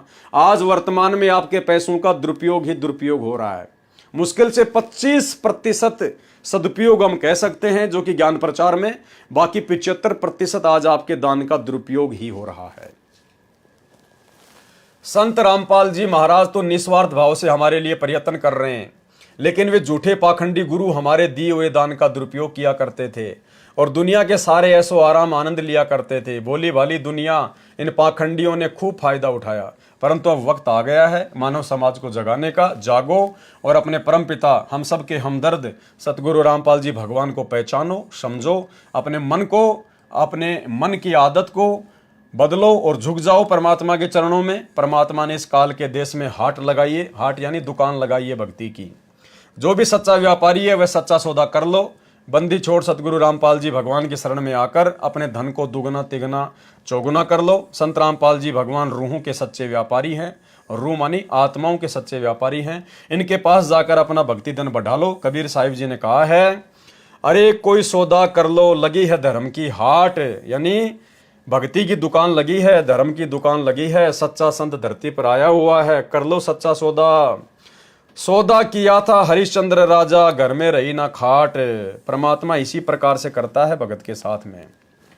परमात्मा जब किसी को अपनी शरण में लेता है, जब किसी को भक्ति युक्त करना चाहता है तो बिल्कुल उसको डाउन टू अर्थ कर देता है। तो कहते हैं सौदा किया था हरिश्चंद्र राजा ने, घर में रही ना खाट। सौदा किया था मोर ध्वज ने, दिया पुत्र को काट। सौदा किया था प्रहलाद भगत ने, गए पिता को नाट। अपने पिता हिरण्यकश्यप को मना कर दिया था प्रहलाद ने कि तू भगवान नहीं है, मैं तेरा जाप नहीं कर सकता, मैं तो परमात्मा का जाप करूंगा। होलिका ने गोदी में बैठी ना गाली थी घाट, यानी उसकी बुआ होलिका ने उसको मारने के लिए अपनी गोद में बैठा लिया और ब्रह्मा जी के द्वारा दिए गए वरदान का नाजायज फायदा उठाया, यानी उसने भी कोई कमी नहीं छोड़ी थी, गाली थी ना घाट। सौदा किया था धना भगत ने, बीज दिया था बांट। सौदा किया था दादू पलटू, चढ़े शिकर की बाट। कहे कबीर सुनो बे साधु, संत सौदे की हाट। जो कोई उनकी सरना जावे, धन दुगना हो जात, यानी भक्ति से वो लबालब हो जाएगा। इस दास का उद्देश्य कोई मान सम्मान पाना नहीं है। कौन कह रहे हैं? भगत जी कह रहे हैं, जिन्होंने गुरु महिमा के अंतर्गत ये पुस्तक लिखी है, संदीप भगत जी ने, जो कि हिसार जिले के डोभी गांव से हैं। वो कह रहे हैं कि इस पुस्तक को लिखने के पीछे मेरा मकसद कोई मान सम्मान पाना नहीं है। मेरे सच्चे सतगुरु रामपाल जी भगवान के प्रेम में दास ने यह पुस्तक लिखी है। यदि कोई गलती हुई हो इस दास से तो समस्त सतगुरु जी की प्यारी संगत और परमात्मा सतगुरु रामपाल जी भगवान से माफ़ी का तलबगार हूँ। भगत संदीप दास उर्फ सीपा दास, गांव डोबी, जिला हिसार, हरियाणा, भारत। सत साहिब। तो भाई और बहनों, ये है वो पुस्तक जो गुरु भगतों ने गुरु जी की महिमा में लिखी, जो कि हरियाणा के रहने वाले थे, हिसार जिले के डोबी गांव के। ये 12-13 भगत थे अलग अलग स्टेट से। इन सब ने मिलकर पुस्तक छपवाई, भगत समाज में बांटी। और जैसे ही सतलोक आश्रम मैनेजमेंट हरियाणा को इस बात की भनक लगी तो काल के सिर में चिंता हो गई, खुजली हो गई, दर्द शुरू हो गया कि अगर लोग इसी प्रकार से अपने गुरु जी की महिमा करने लगे, संगत में चेतना आने लगी, जागृति आने लगी, तो इन आश्रमों में ढोंग पाखंड करने के लिए कौन आएगा? मेरा खुराक, मेरा आहार कैसे तैयार होगा? तो काल ने अपने एजेंटों में तुरंत कुप्रेरणा कर दी। काल के एजेंट कौन? गुरु जी के बेटा बेटी, भाई बंधु, रिश्तेदार, ये कोऑर्डिनेटर। और इन्होंने उन भक्तों को डराया, धमकाया, पीला पर्चा निकाल दिया इनके नाम का कि 1 महीने के अंदर अंदर जवाब दो कि तुमने पुस्तक क्यों लिखी है, क्यों बांट रहे हो, तुम्हें किसने अधिकार दिया, किसने आदेश दिया। मतलब अब तो भक्ति भी करनी है तो गुरु जी के परिवार से पूछ के करनी है। अगर सुबह सुबह आपको अगर फ्रेश होने के लिए बाथरूम में जाना है तो गुरु जी के परिवार से पूछ के जाना पड़ेगा कि बाथरूम जाऊं या नहीं जाऊं। ये अपना गुलाम बना के रखना चाहते हैं। भाई हम सतगुरु के गुलाम हैं, काल के गुलाम नहीं हैं, काल के एजेंटों के गुलाम नहीं हैं। और ना ये समाज आने वाले समय में आप जैसे एजेंटों का गुलाम बन के भक्ति करने वाला है। ये गुलामी, ये चापलूसी हमने 3 युगों में बहुत कर ली, अज्ञानता में, नादानी में, नासमझी में। ये चौथा युग है, कलयुग की बिचली पीढ़ी है। परमात्मा ने शिक्षा दे दी, ठोक ठोक के प्रमाण दे दी, अपनी जानकारी करवा दी। अब तो निर्भय होके भक्ति करनी है, क्योंकि हमारा बाप निर्भय है, निर्विकार है। निर्विकार निर्भय तू ही और सकल भयमान, सब पे तेरी साहिबी, तुझ पे साहिब नाई। तो जब हमारा बाप निर्विकार है, निर्भय है, साहिब है, तो भैया अगर हम इनकी औलाद है, इनके संतान, इनके खून हैं, इनके अंश हैं, तो थोड़े बहुत निर्भयता के गुण तो हमारे अंदर भी आना स्वाभाविक है। इसलिए अब इस कलयुग की बिचली पीढ़ी में डर डर के कोई भक्ति नहीं करेगा, ज्ञान को आधार बना के भक्ति करेगा, निसंशय निर्भय होकर भक्ति करेगा। तो ये आप भाई बहनों की आंखों के सामने है। इस पुस्तक के ऊपर 5 वीडियो बना के आपके सामने पेश कर दिए गए हैं। आपको एक भी शब्द यदि इधर उधर लगा हो तो आप जी बता सकते हैं, उन भक्तों के सिरों में 5 जूते मार सकते हैं। अगर आपको एक भी शब्द ऐसा लगा हो कि इन्होंने सतगुरु रामपाल जी परमात्मा की निंदा चुगली में लिखे हैं तो, और यदि आपको लगता है कि भाई ऐसी महिमा तो हर भगत ने करनी चाहिए, जो भी भगत सक्षम है, जिसको परमात्मा ने थोड़ी बहुत सद्बुद्धि दे रखी है, ऐसी पुस्तकें तो उनको लिखनी चाहिए, भगत समाज में बांटनी चाहिए संगत में। तो भाई और बहनों, फिर आप सब भाई बहनों ने अब समझ जाना चाहिए कि भक्ति कहाँ है और काल प्रेरणा से भक्तों को तोड़ने का काम कहाँ से शुरू किया जा रहा है। तो इन सतलोक आश्रमों पे पूरी तरह से काल बलि का साया है। काल नहीं चाहता कि मेरे पाखंड से, मेरे आडंबर से, मेरे ड्रामेबाजी से, मेरे षड्यंत्र से आत्माएं बाहर निकले और गुरु भगत बनकर गुरु महिमा करते हुए, गुरु जी का गुणगान करते हुए भक्ति करें, अपना जीवन सफल करें। वो नहीं चाहेगा। इसलिए उसने अपने एजेंट गुरु जी के परिवार के रूप में, कोऑर्डिनेटर के रूप में छोड़ रखे हैं, फैला रखे हैं।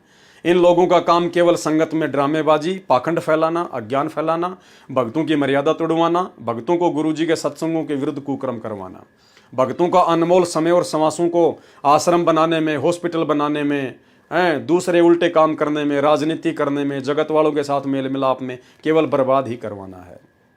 तो ये सब कुछ आपके सामने है। कल को जब परमात्मा पूछेगा, कबीर साईं मिलेंगे, पूछेंगे कुछ लात, भाई उस समय क्या जवाब दोगे? परमात्मा कह देगा, बेटा मैंने कोई कमी नहीं छोड़ी थी। पहली बात तो मैंने अपने सत्संगों में समझाने में कोई कमी नहीं छोड़ी। सत्संग अगर तुम नहीं समझ पा रहे थे तो 8 साल से 7 संगतियां शुरू करवा रखी थी, एक से एक वीडियो बनवा रखे थे, हजारों की संख्या में अलग अलग विषय पर, हर शंका के समाधान पर वीडियो तुम्हारे सामने पेश किए जा रहे थे। क्या किसी जीव की औकात है जो इस प्रकार से वीडियो बना देगा? क्या इस पवनदास 2 कौड़ी के इंसान की औकात है जो 4-4, 5-5 घंटे के, 2-2 घंटे के हर एक टॉपिक के ऊपर परमात्मा के ज्ञान आधार से प्रमाणित वीडियो बना देगा? और लोग क्यों नहीं बना पा रहे? संगत में लाखों की संगत है, इस दास ने तो 2013 में उपदेश लिया है, लोग तो 1994 से गुरु जी की शरण में हैं। लोग 5 मिनट भी नहीं बोल पाते इस परमात्मा के ज्ञान के ऊपर। 5 मिनट बोलेंगे तो 5 जो है वो गलतियां कर देते हैं। यहाँ परमात्मा 5-5 घंटे की वीडियो बनवा रहे हैं पिछले 8 वर्षों से, और 8-10 हजार वीडियो बना दिए, 1-2 भी नहीं। तो भाई ये सतगुरु की विशेष मेहर है, विशेष दया है। ये सात संगतियां सतगुरु रामपाल जी परमेश्वर जी के विशेष आशीर्वाद से चल रही हैं। शंका की कोई जगह नहीं है समझदार आत्मा के लिए। बाकी परमात्मा हाथ पकड़ के किसी को भक्ति मार्ग पर नहीं चलाता। परमात्मा का काल के साथ एग्रीमेंट है। परमात्मा ने अपना ज्ञान दे दिया, अच्छे बुरे कर्म कुकर्मों की जानकारी दे दी। हम इंसान हैं, अन्य योनियों से भिन्न हमारे पास में विशेष बुद्धि है। अगर हम भी जानवरों जैसी हरकत करेंगे, मूर्खों जैसी हरकत करेंगे, तो परमात्मा फिर कुछ नहीं करेगा। जैसा बोओगे फिर समय आने पर वैसा ही अपना काटोगे। तो भाई और बहनों, किस प्रकार से गुरुद्रोही घोषित किए जाते हैं सतलोक आश्रम मैनेजमेंट हरियाणा के द्वारा, ये आपकी आंखों के सामने है। इसी पुस्तक को लेकर उन बेचारे भक्तों को गुरुद्रोही घोषित कर दिया। आश्रम में नो एंट्री कर दी, सत्संगों में नो एंट्री कर दी। अरे आश्रम में सत्संगों में तो वैसे भी नो एंट्री अच्छी है, क्योंकि गुरु जी की गैर हाजिरी में इन आश्रमों में ना तो कोई सत्संग होता, ना कोई ज्ञान चर्चा होती, ना कोई सत्संगति होती। वहाँ तो राजनेताओं की चापलूसी होती है या गुरु जी के परिवार की चापलूसी होती है। लोग मनोरंजन के लिए जाते हैं वहाँ पर। तो आश्रमों में तो हमने वैसे भी नहीं जाना। सत्संग अपने घर पे भगवान ने दे रखे हैं, घर ही हमारा सत्संग है। ज्ञान को आधार बनाओ, घर को आश्रम बनाओ, गुरु को भगवान बनाओ, अपनी भक्ति करो। कलयुग की बिचली पीढ़ी है। यह आश्रम तो परमात्मा वैसे भी समाप्त करके जाएगा। आश्रम प्रथा तो वैसे भी सतगुरु ने समाप्त करके जाना है। घर घर को आश्रम बना के जाएंगे परमात्मा। इस भक्ति में अपने जाने के बाद परमात्मा पाखंड और अज्ञान के लिए कोई जगह नहीं छोड़ के जाएंगे। तो भाई और बहनों, सब कुछ क्लियर है, सब कुछ साफ साफ है। और इस पुस्तक के ऊपर आज हमारा लास्ट वीडियो था। कल रात्रि 9 बजे परमात्मा दया करेंगे तो भक्ति और भगवान पुस्तक के ऊपर हमारा नेक्स्ट वीडियो चलेगा। सभी भाई बहन रात्रि 9 बजे जुड़िए, और तब तक हम गुरुदेव भगवान से इजाज़त लेते हैं, आशीर्वाद प्राप्त करते हैं। बंदी छोड़ सतगुरु रामपाल जी भगवान की जय हो।